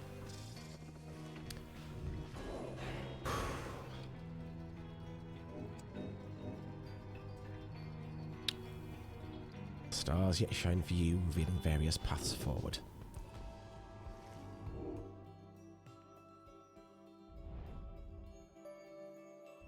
Now, Egg, remind me how it is that one might address Mr. Stardew. Is there a certain term of endearment that you might use to refer to him?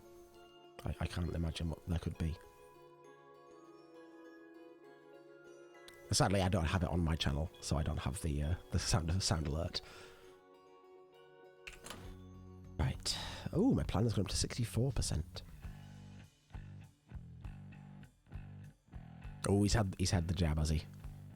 Mine is in a couple of weeks. Hope he's doing alright there, Lisa. Right, Chastity and Pyre Hearts. And the Fate. I'm only really scared of the Pyre Hearts. They're the only ones that worry me at all. You both got... Oh, yeah, Lisa, you got both got boosters yesterday. You're fine, he got quite sick. Yeah, it does kind of vary a lot like that, doesn't it? My partner's quite sick, but I was pretty much fine after my my 2 injections. Just had the old dead arm kind of pain.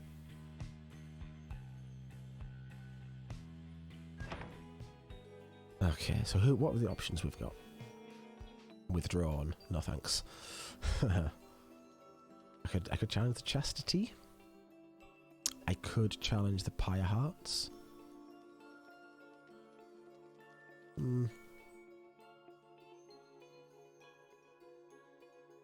The only thing is, I feel like the Pyre Hearts...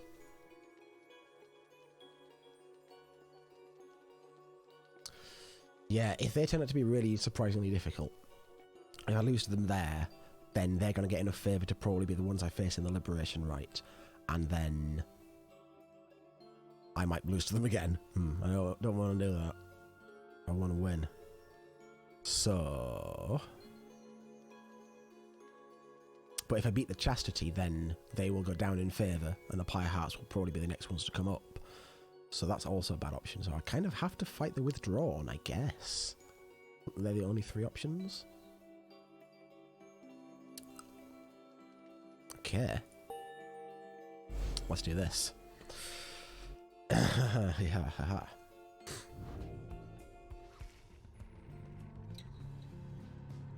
Very well then, reader. Once more you shall face Udmiltha and the Withdrawn when next the stars align. We may set course for the Hulk of Oris at dawn. For now, please get some rest in the remaining dark of night. This'll be... Yeah, this'll be end of stream now. I'll just do these cutscenes and then we'll be done. You are unaccustomed to seeing Bertrude smiling, and yet there she is doing just that. Look at her. How pleasant. When I played Bastion, what choices did I make first? So, I made a different choice to you the first choice of the 2 choices at the end. I made the other one, the first one, and the same one at the end.